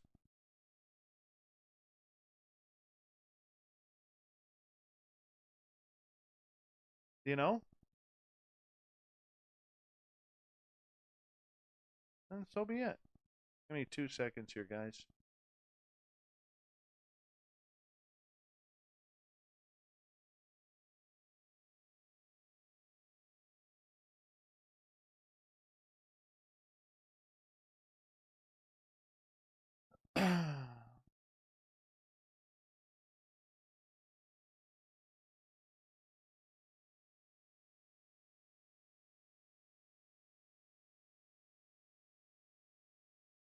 And you know what?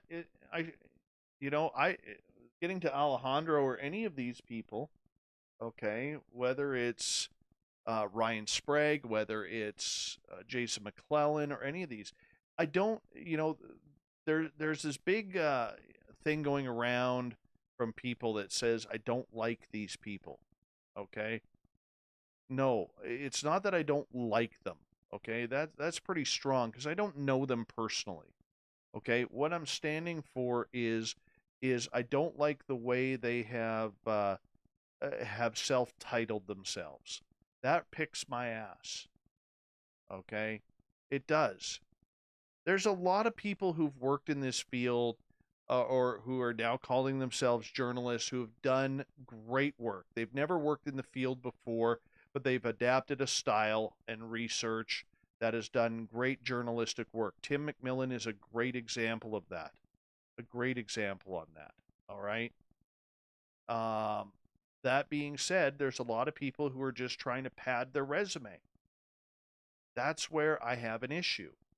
Show me where you've worked. Show me your experience. Show me what you have done in order to define your resume as calling yourself a journalist. And writing an op-ed piece on something that may get picked up by a small newspaper is not journalism. It's not. Okay? Now, there's people who will disagree with me on that. By the way, 278-137. 278-137. All right? So, I mean, look, there's a lot of egos in this field.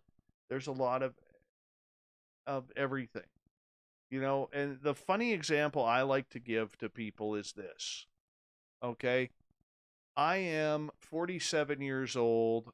I am out of shape. I haven't played competitive hockey since I was 23 years old. All right, I'm out of shape. I'm overweight. I smoke too much. I don't eat right. I don't get enough exercise. But you know what? I've decided that I want to be a professional hockey player. Therefore, because now I can be anything that I want to be a hockey player, a professional hockey player. And so now I am a free agent hockey player. There. It's that simple. It's that simple.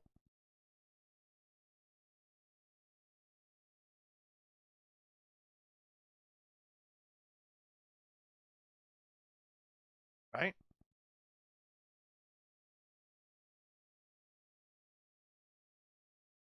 Right?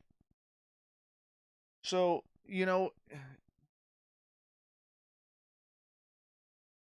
what it is It's that kind of thing. Hey, PBR, how you doing, man? It's that kind of thing where I have an issue. So if these people want to take it out personally on me, I don't have a personal vendetta or anything against any of these guys. I really don't. What I'm saying is, let's just call it the way it is. Let's call it down the middle. Why is it so hard to be honest? Why is it so hard to be truthful? Why is it, and some of these people may not even realize might not even realize that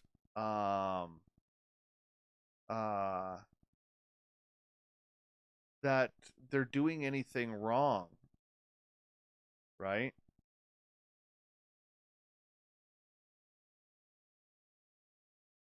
So, I mean, it's okay to be honest. It's okay to be honest, It's not about conferences. It's not look, if you're good, you're going to get the conferences. You're going to get the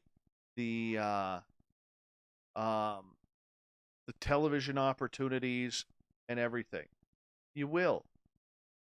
Let your hard work speak for itself, not being something that is self-titled and which people can perceive as being a little egotistical, right? And that's the truth of it. I mean, so if people want to call me an asshole for that, I'm okay with that. I really am.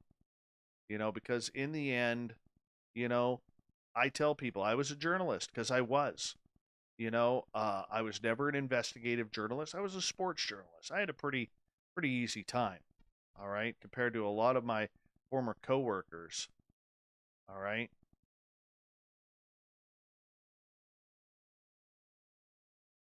I did. All right. Share this folder. So,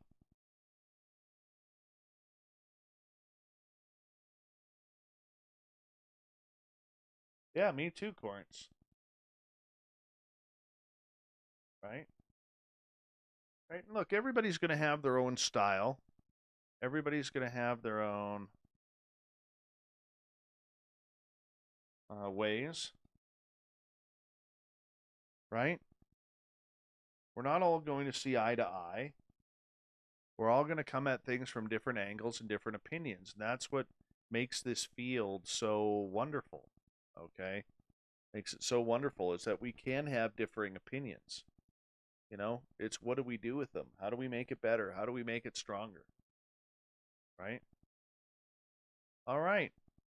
Anyways, I got to get to bed because I got to get my young guy to school tomorrow in the morning. Big thank you to everybody who participated in the super chat tonight and everybody who was hanging on out, setting the new record at 213 live viewers. I really appreciate that. We keep getting bigger and better. And thank you so much for being a part of that. You guys are absolutely amazing. And tomorrow night on the show, legendary Stan Gordon is back. We talk some creepy stories leading into Halloween here with the legendary cryptid paranormal researcher and UFO researcher out of the East Coast as well. Corns, the booking guy, continues to rock and roll on booking the guests, and we are looking real good. Hey, Jack Clark, how you doing, man? Hey, Cat Chaser, thank you again for the super chat. Big Root Dog, thank you so much for your super chats. Grendel, I believe. Who else am I missing? Human Carl, Kimberly, Major Lee. You guys are amazing the way you guys take care of me, man. I really do appreciate it. Thank you so much for the love, everyone. And I'll see you all again tomorrow night, okay? Much love. Take care. And tell a friend to come join us.